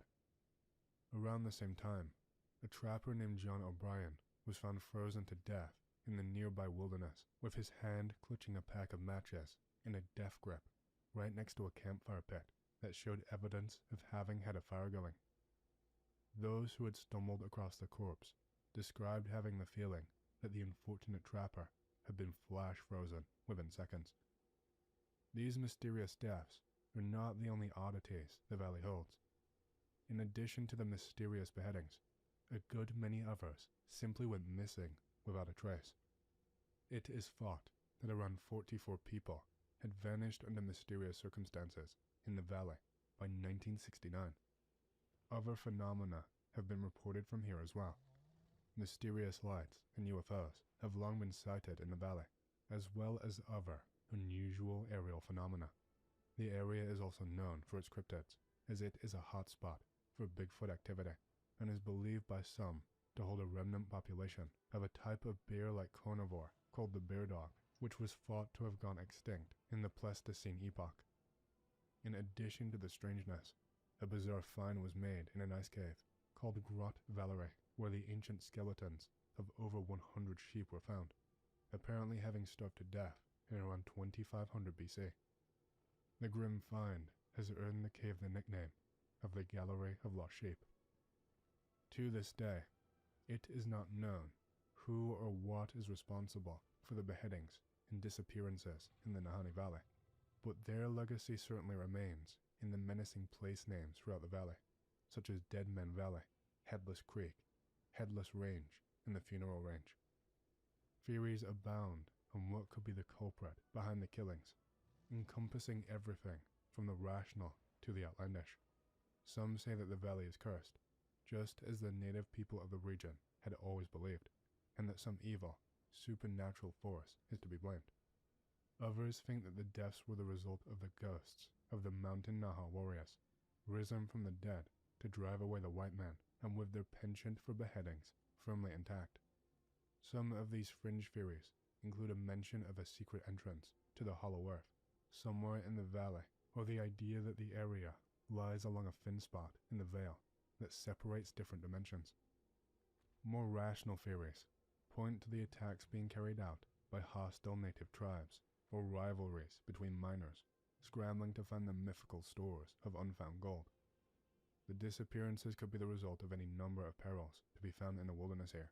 After all, this is an inhospitable place of extreme cold, filled with unexplored caves, gullies, jagged rocks, and ravenous beasts such as grizzly bears. For all of the ideas offered, in the end, no one really knows what decapitated these bodies or why, and it is still unknown as to what happened to the people who disappeared. It's hard to say what lies behind these mysteries. The area is so forbidding and remote that very few people, other than adventurous rafters, ever set foot here. Despite its status as a national park, Nahanni Valley remains for the most part unexplored, and there are very large portions that have never been properly surveyed. The only geological surveys ever done here were done from the air, and the vast majority of the wilderness here remains an enigma. The few efforts to explore the area in any kind of depth have turned up vast, unknown cavern systems, caves, and huge warrens of underground hot springs and vents previously not known to exist. Some believe that a lost world, full of new species, lies here. What other mysteries and oddities does the Nahanni Valley hold? Is there something malevolent hiding out there, in this rugged wilderness, that could have something to do with its violent and sinister past? Until more investigation is done, it will continue to remain a perplexing and very creepy mystery. I have a secret to share with you, X. Not many will listen, and a few will ridicule, but you should hear me out, nonetheless. The true cause behind humanity's evil and suffering is found in your gut. There exists a black goo, which is the combination of dried mucus, rotting foods, various toxins, and poisons. It has the capacity to store your negative emotional energy and becomes a breeding ground for demons. It is why evil is associated with black goo, because that is what it is. It is sometimes called impacted feces or mucoid cap officially, sometimes mucoid plaque. It is this substance that causes many of men's sins. It prevents the proper absorption of nutrients and poisons the bloodstream. Demons are attracted to it because they feed off of it. Wherever filth is, demons are attracted, much like how demons are attracted to places where tragedies occur. They are attracted to the substance for its many evils. In this filth can the demons inhabit you, influence you, drive you towards their perspectives, and cause you to commit evil. You cannot remove it through conventional methods like surgery.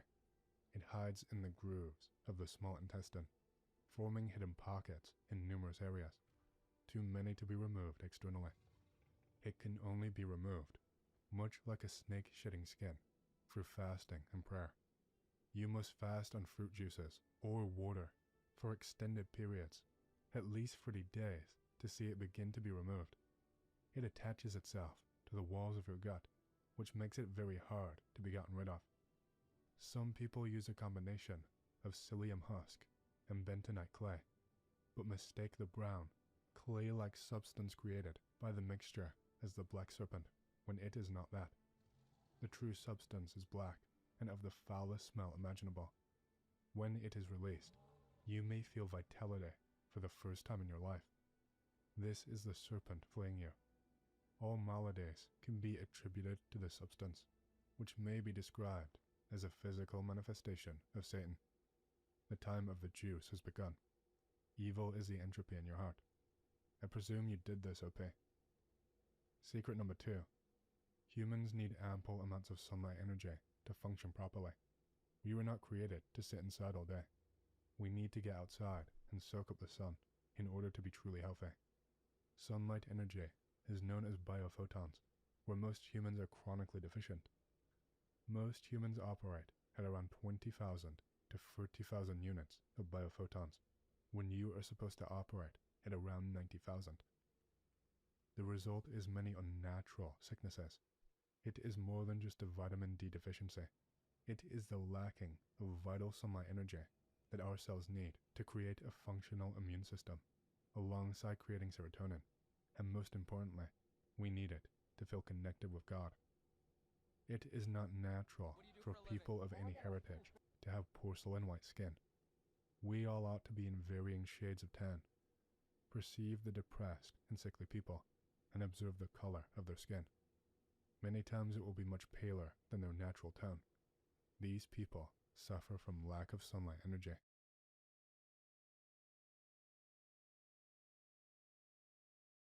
On 8chan, there were honestly disturbing threads about the GATE program, and how most of us who took part in it during school had tons of similarities. The occipital bun is described in OP. Can't remember periods of childhood / like a blank space. Some were born prematurely and had near-death or drowning experiences. Diagnosed with ADD and medicated. Experimented with psychedelics and drugs during teenage years. Profound loss of soulmate that seemingly appeared from nowhere. There were many others. GATE is connecting Tavistock. If you were in it as a kid, chances are you have goosebumps right now. Do you remember how they cover up the windows? The flashcards with symbols? What the fuck is this? I was in-gate. All those weird tests. Going to a different school certain days in a weird classroom with the windows covered. The flashcards. I was also born half dead, with the umbilical cord wrapped around my neck like a noose. No diagnosis, so as my mom never took me to a doc for my weird behavior, as her parents forced her through electroshock therapy when she was younger. Also done lots of sex, and went from overachieving nerd to druggy burnout, and was always extremely into spirits, spirituality, other dimension sort of shit. Weirdest part is I remember always feeling like I was being watched as a kid. Like I would check all the windows and door locks at night once everyone was sleeping, because I knew people were watching. Also moved around a lot as a kid. 2 countries, 6 cities, and more schools than I can remember. Got goosebumps as soon as I read Gate. Been watching this thread since the OP. Thought I'd add my info now and some thoughts. Have bump in back of head. Born in mid-80s. Virgo. Always been called weird as fuck. Went to private school that didn't have Gate. Father in military with top secret clearance and involved in stuff he could not talk about. Have ADD but not diagnosed until years later. Natural lucid dreamer since early childhood, way before I even knew there was ever a name for it. Was given a weird book from father about psychic ability that had those flashcards. Discovered golden ratio without previous knowledge at a young age by drawing squares inside squares and measuring and adjusting them to make an infinite pattern. Convinced of solipsism at an early age without previous knowledge of the concept or its name. In high school, I experimented with light psychedelics, weed, salvia. Barely graduated high school. Voted by schoolmates most likely to work at Taco Bell. Realized I'm actually smart as fuck. IQ tests around 165. Learned how to apply myself, and now the most successful person from graduating class. Never graduated college. Father became my best friend junior year of high school. Father died unexpectedly, senior year of high school. Have a recurrent but unconfirmed suppressed memory of drowning in a pool at a very early age. Huge gaps in memory until age 18. Fast forward to now. Paranoid as fuck. Don't do social media. Proxy everything. Build my own custom ROM for Android with enhanced security. Linux, Kali. Constant sense of impending doom. Enjoy X. See this thread. Now what? Hey man, no one's been able to explain some strange shit I've experienced. You seem like you're well read and experienced in the weird. Maybe take a crack at it so I can get a bit of frame about it. 1. Oftentimes, when I have new thoughts, I find that reality warps around those new thoughts to accommodate it. This seems to be true about my perceptions of people as well. If my perception of them changes, they change to the point where other people will bring up that that person is acting differently. 2. Salvia trips for me are always the same. I start in a street on the suburbs. All of the houses start screaming, and the whole scene starts melting down until there is a tunnel made of images from the suburbs. Then I fall down the tunnel of screaming houses, which branches off in various directions, like a horrific Alex Gray painting. I'm completely out of my body and reality, and pretty much just have to cope until I come out on the other side. Side note, last time I tried it, I asked for mercy, and felt something acknowledge that I was as a child, and I came down earlier/softer than usual. Freaked me out, so I never did it again. 3. My fucking dreams. I'll dream of shit in storylines. For example, one was about the monster in the Black Tower, whose face and body were covered in pieces of metal screwed to him. The tower was in his own private pocket dimension, and he would drag people there to do his work on them. Then it transitioned into following the woman in the car who had formed an interest in these disappearances. So, she investigated them and talked to experts about them until she started to see the connections that all of these people had been into the occult and were being stalked. Her practice with the occult materials of some of the victims gets her seen by the monster. When she starts to be stalked and shadowed by it, she goes back to the experts who all turn her away, scared for their lives or frauds. Then she drives away, trying to escape it. Of course, matters of distance are not a problem for it, and she is caught. He then drags her through the tower, puts her on his forge, which is like an anvil, mixed with an old metal mortician slab. He straps her down and disfigures her by screwing, stapling, and nailing pieces of tainted materials into her skin.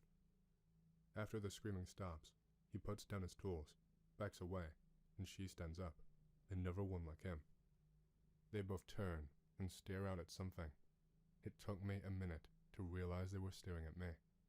They smiled, ichor and oil running in between their teeth, and I got awake as fast as I could, and felt that one woke me up with chills, and the feeling that I got away in the nick of time. I have others similar to this. I'm rarely seen, but when I am, it always freaks me the fuck out. It's embarrassing, because I still don't really believe in the occult, but I'm terrified of learning about it for some reason. Each time I try to read books about it, I become filled with dread, and my skin pricks up. Am I just a guy with too much imagination? Hey, remember when we started finding out that quite a few of us had been visited by someone during elementary school and placed in gate classes, and we had other weird similarities, like a lot of near-death experiences and weird interactions? Holy shit, I had completely forgotten that they threw me in those classes as a kid, and now that you mention it, I remember that I almost got kidnapped while playing outside on my 8th birthday, but my parents swore up and down that I was crazy when I tried to bring up the memory later. This fucking Fred, man. This fucking Fred. They tried to program us, but we also grew up with the internet. The tools of MK Ultra worked well in the 50s, but in the late 90s or early 2000s, it doesn't mean shit. They can't model anything anymore. They require bigger and bigger computers with more and more data, but they can't accurately predict anything. That's why they've been caught with their pants down. We are either Ultra, or we are some kind of genetic experiment. I swear to you guys this. I honestly completely blacked out one night and got involved in a shooting. It was like I was watching the whole event on television. Like I was watching it from the corner of the rooms of the house I was in, watching myself, and I knew what was going to happen, but I could not control it. I came to, luckily, before anyone got killed somehow, and when I snapped to, I didn't even know where I was for a second. It was fucking nuts. I ended up in prison over it and everything. I don't remember a single thing leading up to that event that night. I sat down at my computer, and I have no idea what happened next. I think genetic experiments is also possible, maybe even involving other dimensional shit. Who knows anymore? I've been through some weird fucking shit. I cannot deny what has happened to me in my life, not even counting the shooting stuff. Other stuff, straight up X tier, unbelievable. But I do believe it, because I lived through it, and it happened to me. I've had visions all my life, under all circumstances, so what can I add that hasn't already been added? For one, I spent 7 years just traveling with nothing more than a pack and dog. That was a pretty long trip. My whole life I've had lucid dreams, not every night, but pretty frequently. I know firsthand the effects of manifestations, memes, since as early as 97. Before then I was pretty attuned and was a child. I'd like to say there are many of us, and I've been in contact with them and searching them out the entire time I've been traveling. I have pretty decent knowledge of my past lives, but however, vague knowledge of the future. It's pointless to get into many specifics, but I have been called and held by the heartstrings. When I was 13, I met a group of people after my life had imploded. They each had a lesson to teach me. They took me in. One taught me of love, one taught me of strength, and one taught me of evil. One taught me loyalty. And for 5 years, I lived with this seemingly hodgepodge group of people, always in my life at one time or another, all interconnected. The worst was a baptism of fire. He was a chaotic bad man, and produced pretty fucked up shit, and he said I had been selected. But what he did to me taught me the very core of what corruption is, and brought me to the center of pedowood as a victim. Today, this day, he is locked away. I assume for not doing a good enough job in one way or another. But before the police had finally got to him, he had abused 200 some kids. I was introduced to him as a kid I went to school with, just happened to be the principal's son. I suspect I was targeted for this. Well, it took me a long time to make sense of everything, but Eric told me he was sorry for what he had to do, and that he had no choice. One night he drove me to the desert and told me everything. He told me to run, to leave town and stay low. Yeah, It was the gifted and talented courses I was in. Fucking hell, what is going on? I remember trying to talk about time collapsing and black holes to the students around me, but I got called the freak, pretty much. First grade teacher actually told my mom I was stupid, but I got tested by the school and it floored them. They didn't believe it, so they had me take the Stanford Binet test, sponsored by Mensa. I had 148 IQ in first grade. I don't really mind if some of you don't believe me, because I can't provide immediate proof. The papers are with my mother right now. So, I got placed in a gifted and talented education program, and apparently there was something special about me, where I got to stay in the class for significantly longer than the other kids in there, where while they had to go back to class, I spent the whole day there. Something about me synergizing with language and mathematics at the same time that made me unique. I messed around with robotics and speculative shit there too. I thought it was fun, but now that I think about it, I was being closely monitored the whole time. Not just that, I was promptly accepted into the Johns Hopkins GTY program for mathematics, and I was the only student in the section to pass without failure. It's only now that I'm noticing that the mathematics I learned in that class had more to do with calculus, the trivium, logic, rhetoric, grammar, which naturally responds to the modern linguistic theory in computer programming. Hell, there were things that my IB calculus teacher in high school didn't know that were practically second nature to me. Also, had an NDE when I was 7, strangled in the bathroom until I blacked out. Suddenly I was fine, and he was strangling the kid in the stall next to mine. I'm pretty sure he would have died had I not intervened. I was near catatonic for a year after that, and finally broke down about dealing with the concept of death. I still had the bruises though, not sure how that works. I had something strange happen as well. When I was a kid, I remember being taken for multiple brain scans. I remember having a cream rubbed into my hair and a cap with all these wires coming out of it, and I had to lie still in the dark for quite a while. Also numerous IQ tests. What's crazy is that my folks don't remember why they took me to those. I had what I thought to be an invented story up in my head about a land called Zig, a kingdom of beings who ruled from a castle that took up the horizon line called Carnifex, ruled the humans from behind the scenes, and waged a secret war for control of this floating pyramid called Apex. It was only one pyramid that existed in all planes of existence. The whole thing was so real. Apex was used to bring their armies to Earth by a time-traveling Nazi who engineered the Great War only to triumph and be crowned God Emperor of all humanity in the other realm afterwards. Also, one strange question. Has anyone ever noticed repeating characters in their life? I knew all of these people, whom upon meeting, felt like I had known all my life. After 12 years we fall out, and I moved to the other side of the planet, only to find these people again. Different names and nationalities, but same hair, facial features, and personality. Same mannerisms and voice. Fucking spooky. Are these people scripts or ancient friends? And what are the odds I met them first off?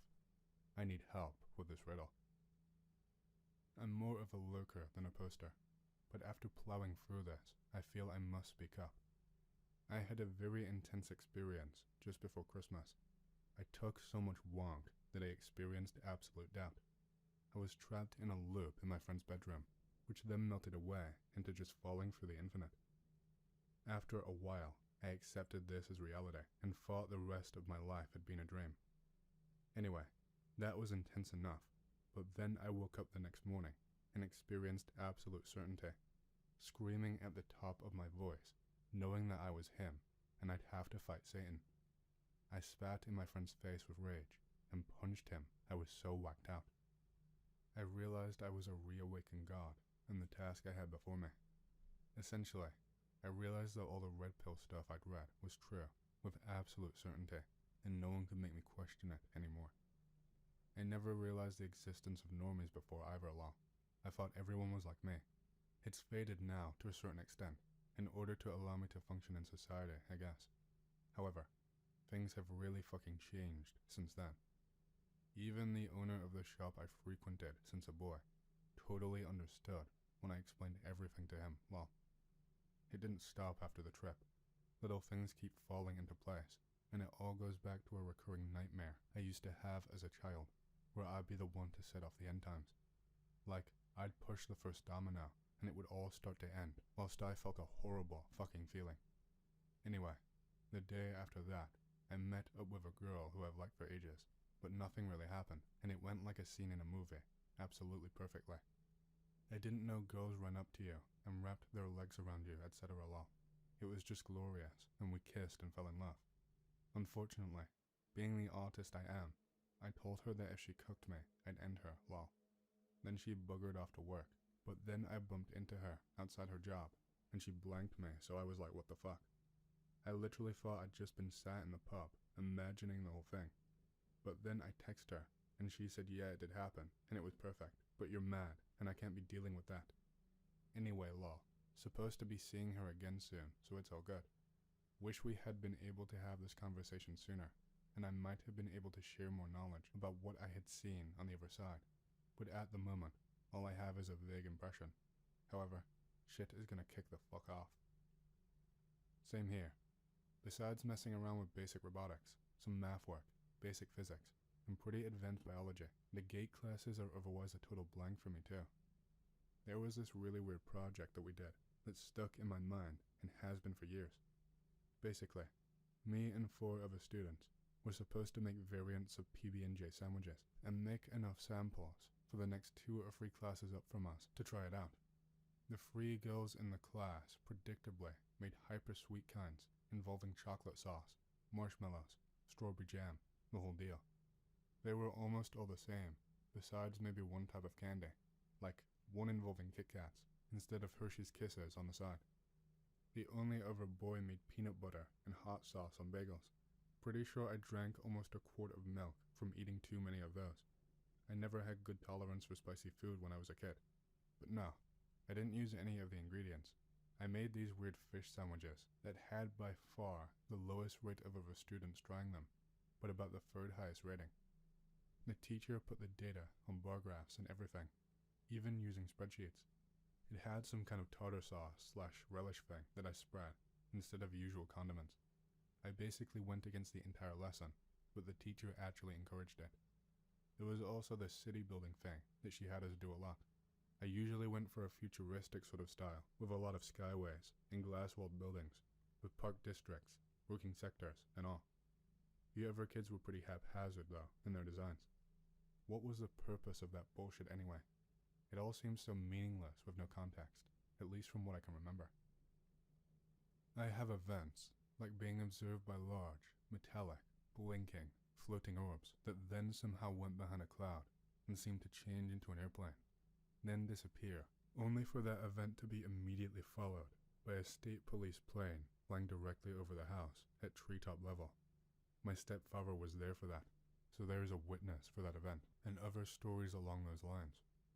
I also have events that there are no witnesses for, but I swear on my mother's life, and on the life of everyone I love, that I am not making this up.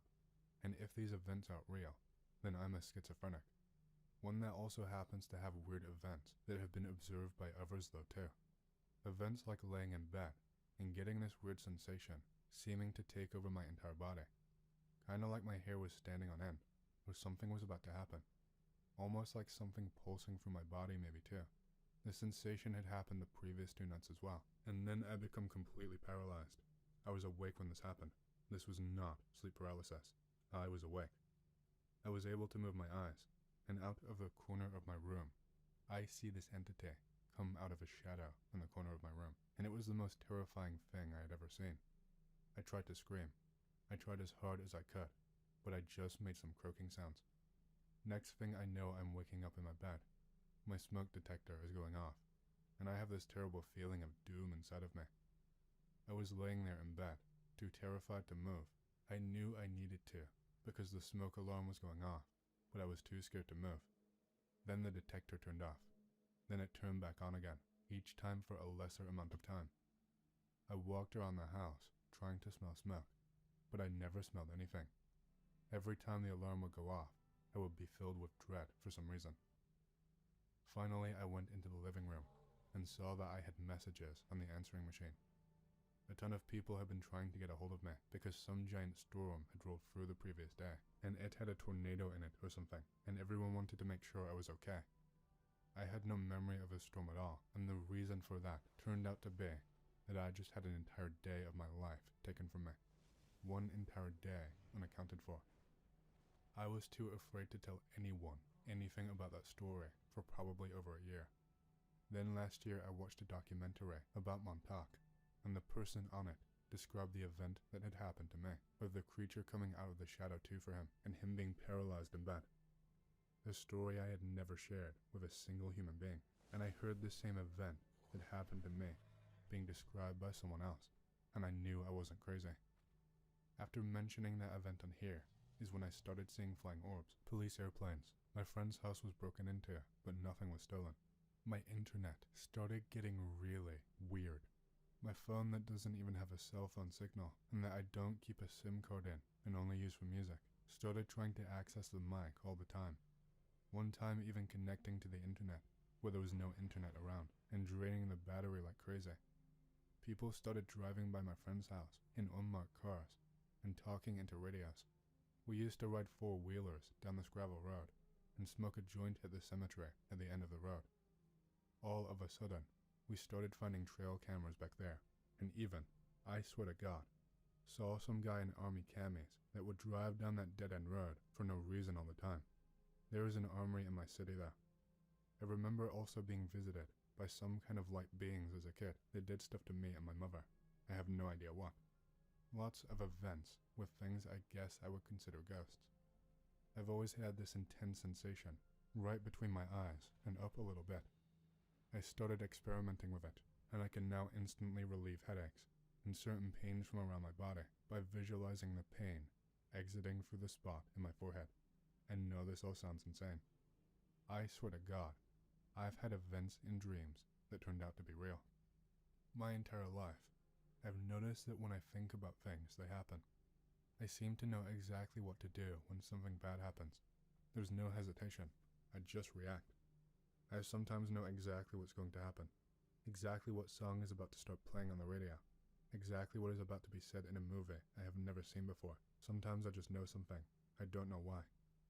I remember in school one time, guessing the answers to these trivia cards they were giving us. I wouldn't think about the answer. I would just visualize the answer and say out loud the immediate first answer that came to mind, and I keep getting them right. I'll get lottery tickets, and I know that I cannot lose, and I will win 10 random ones in a row, and I am absolutely certain that I will not lose on a single one of them, and I don't. I just do. I used to even start singing the exact same song, at the exact same verse, at the exact same instant as my old best friend.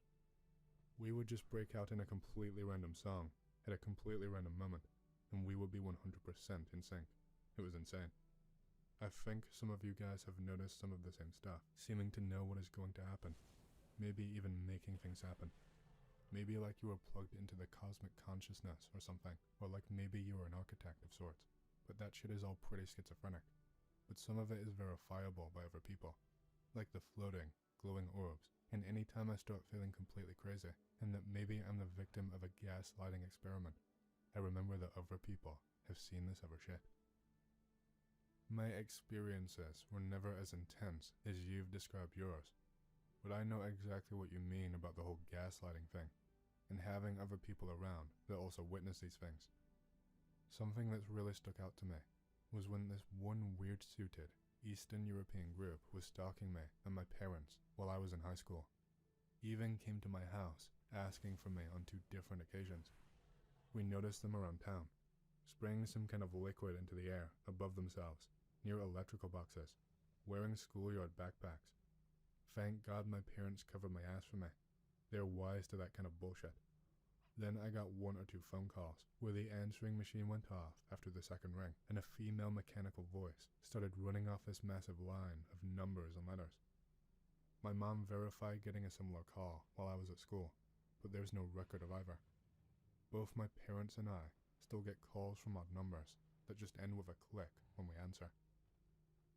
That pretty much confirms we hit something here. Probably the gate shit. Also, gate kept an on here. ID should be the same. I have a story about gate too. have hearing and vocabulary issues when I was a wee little tyke. This led to being malnourished and very sick constantly. All the way from 1st to 3rd grade, I went to take vocabulary lessons. I think they were legit. I do remember being taught words in an office, vaguely, but it is there. They did an IQ test, 138. It was one of the first things they did to make sure I wasn't stupid. Wasn't accepted into gate. Well, what? One of my friends was. He'd leave and come back, saying they did cool things, like building rocket ships. They really weren't doing much. I would still answer shit better than them. You could never look into the gate room. The windows were covered up. Remain rather divided from the gate kids. This division steams into being outcast from the normal kids. Be around the dredges and white trash, despite being more intelligent than most of them. Around the 5th grade, everyone but the dredges were invited to a gate party. Try to get in. Door was locked. Flip the door off and go off on them for being exclusivist piece of shit losers. They acted drunk, slightly drunk. Fucking irony, man. I think getting gate-kept is a theme with me and just forces me to take alternate routes for shit. I don't think this is a bad thing, otherwise I wouldn't be here, or getting stronger and smarter. As for my own shit, I haven't had anything even 100th as weird as anyone else here that happened, but that might just be because the hardest thing I've ever done was pop for a very short period in which nothing odd occurred. The stuff I've seen or had happen is just the occasional odd thing that's usually benign and not scary, some of which my own family explains as being correlated to gifts or lineage has. The list of personal oddities, encounters, and abilities includes being saved several times from near death when I was very young. First time being immediately post-birth when my blood was stupidly thick due to how long it took, and apparently a shitload of prayer from a nearby chapel saved my ass. Old school, rapid acting meme magic. The second time being when a man with blonde hair, as my toddler self described it, lifting me out of a crib I was stuck in, that right afterwards got smashed by a tree that fell in a storm. This being inside a trailer in the middle of nowhere, so clearly he wasn't human if he existed. More religious stuff, I assume. Experiencing a period as a little kid where I apparently had regular conversations with my dead grandfather, who passed when I was just 2, and telling my mother shit I couldn't have possibly known without either her or my dead granddad telling me directly. Having a conversation with some random stranger in several different scenarios where the fucker disappeared from existence right afterwards. Always a different person. Apparently it's a family staple where we unknowingly see and chat with dead folk like they're normal and living, not realizing how fucked the whole thing actually was until later when looking back on it. Experiencing tinnitus out of nowhere when being observed is a sort of, you've been spotted by something weird, pay attention dipshit alarm. Whether the observer is a clearly visible living person who's always visibly strange and altogether not normal in some respect, doesn't trigger with normal strangers or friends and family, or cannot be confirmed to be present, but likely to be dead as a doornail, visiting haunted locations, or just generally odd places that tend to have some spooky shit attached involving deaths, seems to happen regardless of whatever disposition this unknown observer is said to have by others, i.e., both the ghost of a kind old lady who owned my house before me, and an apparent dead murderer at one of those haunted tours, both set the alarm off hard. Innate knack for noticing when people are untrustworthy, conniving, dishonest, and otherwise just plain bad news before I even say a word to them, or they say a word to me, which has always proven to be correct, and has saved my ass from a whole lot of getting fucked over. Biological inability to eat, due to sudden indigestion or loss of appetite, always triggered right before other people I'm with eat a nasty tasting, downright sickening meal, meaning I have a natural tendency to dodge awful or contaminated food like bullets, tendency to predict random elements of my future in dreams, like posting a particular shitpost or making myself a ham sandwich, always in a way that makes no sense until deja vu sets in once the event happens, never actually useful or related to important events. Encounters with shadow people, apparitions late at night, which based on what I've seen, seem to be more like ethereal/interdimensional aliens than human or religious spirits of any kind, and skittish ones at that. The shadow people I've encountered are the most interesting portion of it all to me, since they strike me as basically being a very unusual version of the typical concept of Ace. They're clearly not locals, and definitely don't put off any vibes of being odd-looking dead humans or unusual entities with agendas. Angels, demons, shit that transcends modern religious beliefs, but still clearly has a boss. The way they act is a lot more benign than I would have expected too. In my experience, they tend to behave a lot like kids on field trips, looking around in curiosity at all the neat shit everywhere that they know nothing about, staring at the local fauna like us humans, the same way we look at animals when visiting forests and parks. Ones that tend to hang around the same place for long periods, like one I had at the last house I lived in, seemed aware enough to be curious when things change quite a bit in a short period. Like when I broke up with my longtime girlfriend, and the one chilling at my house showed up that night, looking at me in my bedroom doorway, probably wondering why the other human who was always there was suddenly gone. They don't even scare me now, on the rare occasion I see one. It's like having a big awkward A show up out of nowhere, and try to figure out what the flying fuck you are, just as you do when staring at it yourself, which then runs for the hills like a person that's seen a ghost when you make it clear that you notice them standing there and staring at you. Whole thing makes me wonder if we've had A's under our noses the whole time, but they just pop in and out, like squeezing into a locked house through an unlocked window, before hightailing it back out the window when they realize us aliens see them and aren't happy that we're being watched, rather than buzzing around in flying saucers. Who knows? Maybe when we die, we naturally go to, / are capable of, taking a detour to wherever the hell these shadow people come from and are able to freak them the fuck out in return. I'm the OP of the last thread. This is exactly where I wanted you guys to go. Question everything and accept nothing, unless it can be objectively quantified and understood by others, because, observer effect and everything. The more you remember and see in a different light, the more that their programming is broken. Any and all that exhibit certain genetic traits are tampered with in utero and then followed throughout life. If the gene splicing works, you're used in one way or another. You form an emotional bond with your soulmate, and then they are ripped from you to fracture your psyche into a base mode that can then be altered. They enter into your dreams, and then convince you that it's all a dream, when in fact, you are actually fully conscious and commit whatever act is needed. Suicide, murder, school shooting. We can't see the threads connecting everything, because our brains have been so altered. I was able to break free by faking my own death several times, but even then, they always seem to find you in the end. Your brainwave activity is what could be considered indigo. There is alpha, beta, gamma, and theta brainwaves. Delta is hypothetical, since there is no way of monitoring it besides sticking a probe into your cerebral cortex, resulting in death. Those who have been through GATE and other high education learning programs all exhibit this indigo thought pattern. You are unable to follow outside commands. Any and all actions you commit must be from inside your own mind. In short, you are impervious to advertising and subliminal messaging, making you very dangerous to the establishment. As I said in the other thread, I think I fit the pattern very well. Bullet pointing from last thread for summary. Grew up in shit desert town near Air Force Base and Boeing plant, the kind where they built B-2 bombers and a whole bunch of other shit they never spoke about. Get tested at 140 plus IQ range for the little that may actually be worth. Get sent to psychiatrists before I even go to my first day of school with no childhood trauma that could possibly justify it. Parents, to this day, are evasive about the reasons why. Enrolled into GATE.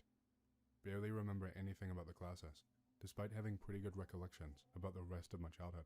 And no, I did not overuse psychedelics or anything else that would justify other anons crying out about memory alteration. In fact, I hadn't thought about it in over 20 years until Anon brought it up in the last thread. The shit I do remember pretty much had nothing to do with learning at all. TLDR, probably got MK Ultra. Shit is spooky, fam.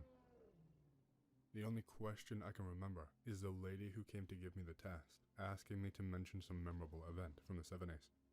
It's the only thing I can remember from it. I also remember doing things like listening to audio tapes from time to time in class, and they would be about stuff, like how whenever someone watches someone else yawn, it causes them to yawn too. just weird shit like that.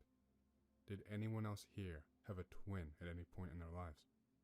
I had a twin while I was still in the womb, but something happened, and I was the only one that made it out, I guess. My mother has a twin as well. Not sure if that is a connection or not, but might as well ask to see if it's another connection. The men who stare at goats were looking for soldiers that excelled in the same things many of us excel at, like instinctively making the right decisions, being able to predict or have those strong gut feelings that something is about to happen before it actually happens, or other psychic abilities. I've had NDEs that can't be explained. I've had contact with beings that I can't explain, and I've been taken from my bed at night and lost an entire day of my life.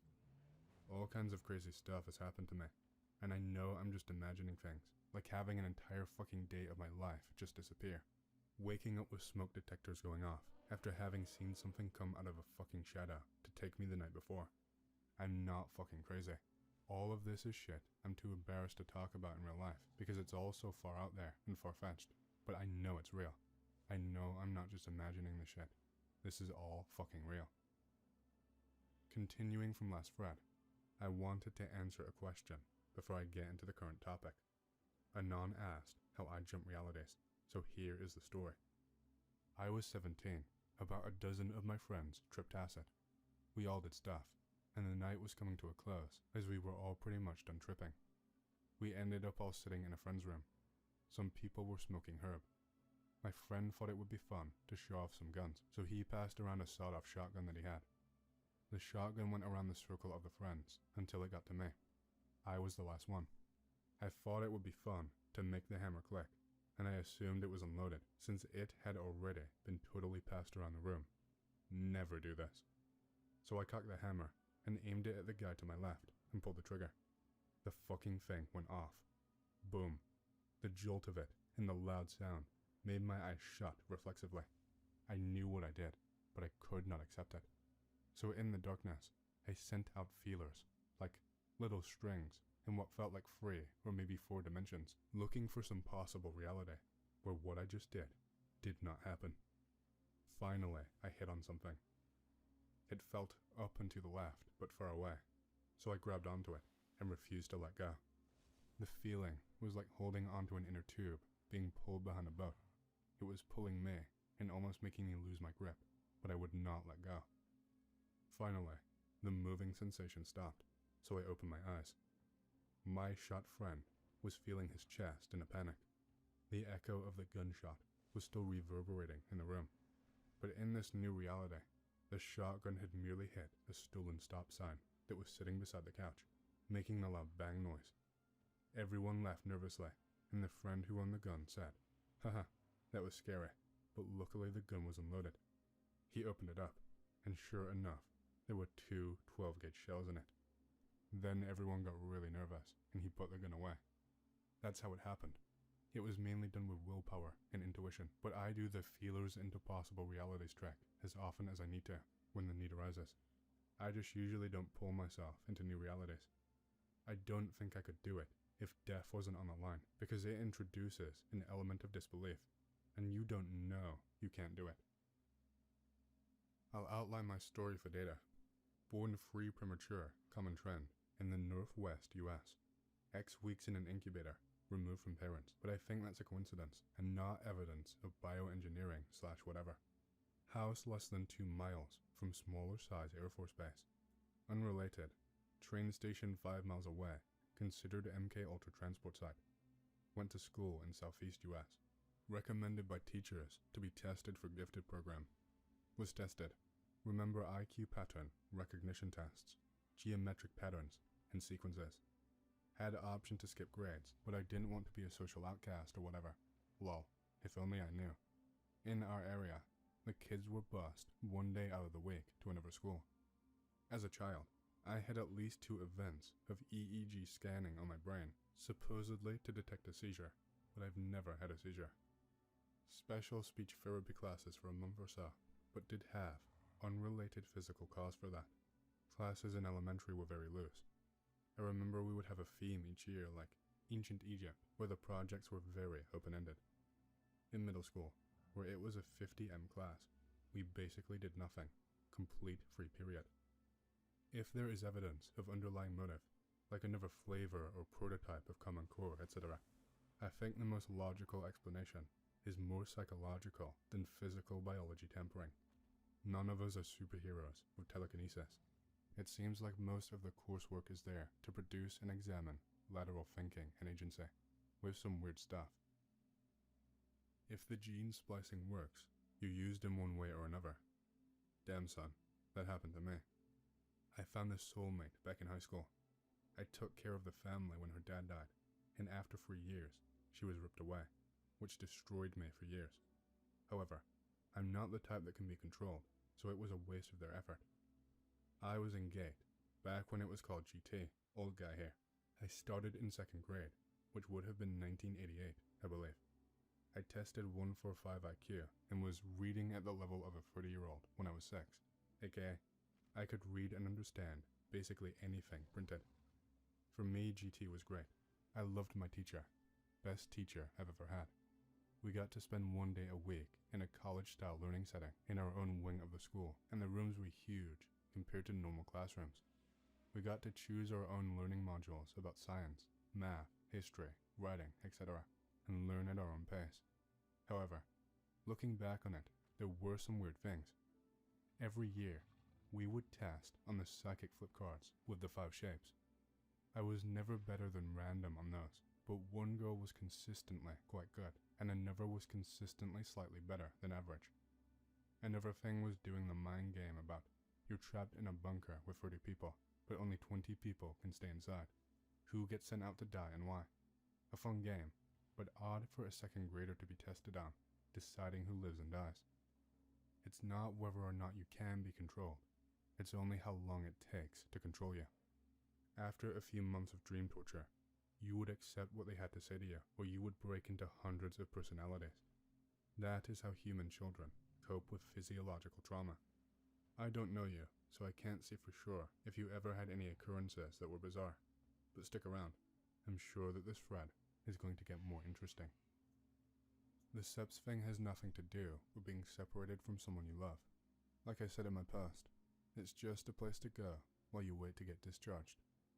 The interesting thing about it though, is that I've had people that I know for a fact were in it with me, who say they don't know what I'm talking about, and they don't know me, when I even know their names, their faces, and know where they live and everything, and get all those things right. Then have the person say he doesn't know me, and was never in a platoon called SEPS, which I know he was. It's just weird.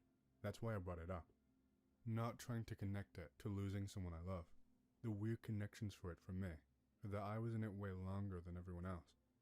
It sure would have been a good place to hold someone while nobody has any idea you're doing stuff to them.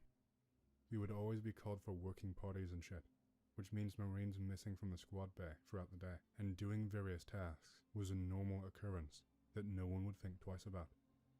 I have faint memories of van rides to the Yun and sitting around inside a theater and doing some kind of medical tests and stuff, but no actual memories about what we did during those events, or even any specific things about the events themselves. The events seem real, but they also just seem like a dream, or a false memory. But they are there, and they will not go away. I was in GATE all through elementary school. I don't remember much about it, aside from it being on every Wednesday, being sent to a portable, and that's it. What we did there is a fog. I remember doing an IQ test, and having to write something on a chalkboard every time I entered the portable. The portable didn't have any windows except one, and it was small, up near the roof of the portable, and covered by a small curtain, and was always kept a lot colder than the rest of the school. There was no clock, which I remember drove me crazy, because you always lost track of time in the portable. What felt like forever was only in reality 10 minutes. The teacher was nice. However, something weird I found, or didn't find, was that my GATE teacher was named Christine Jose. She had a son that was a bit special in the head, and was everywhere I went. Even sat down and ate lunch with my group of friends, who I still hang out with today in elementary school. I asked my friends a few minutes ago if they remember Mrs. Jose and her son Chris. None of them recall a Chris or Christine Jose. I also remember one time, some man, who we were told was really important, but I don't remember why he was, or what his name was, came into our portable. He told us we are the future of this country, and we should make it a point to try to be better than our classmates outside of gate. That's all I have to say about that. I just googled his name, and as soon as I click on his website, I start seeing him talking about orb beings. Believe it or not, and I swear, I am being 100% truthful here. My stepdad is actually the one who saw it first, and yelled at me to come see it. I have had a floating orb over my house. My stepdad yelled at me to come downstairs and look at it. And there, up in the sky, above our house, and probably at least 500 feet or so, is what appears to be a large, metallic, floating orb that would occasionally flash a yellowish or goldish colored light. I think that's the color, in no discernible pattern. After we started to point at it and talking about it, it acted like it knew we were talking about it, and it went behind a cloud. And I swear to God, it transformed into something that was supposed to pass off as an airliner, cruising at a very high altitude. Except, since we had just been staring at it before it morphed, we could tell it was actually smaller and not moving correctly to actually be a full-sized Airbus or 707-sized aircraft. We could tell it was wrong, since we had just seen the switch. My stepfather saw it too. He will swear to it too. That link mentions blue or indigo orbs, which the one we saw was not, but still, what a crazy coincidence. U.S. Navy Captain Leroy Gordon Cooper Jr., 1927 to 2004, was an original 1959 Project Mercury astronaut, along with Gus Grissom. In 2000, Cooper exposed the existence of a mind control program administered by NASA in the 1950s and 1960s involving gifted American school children called Space Kids.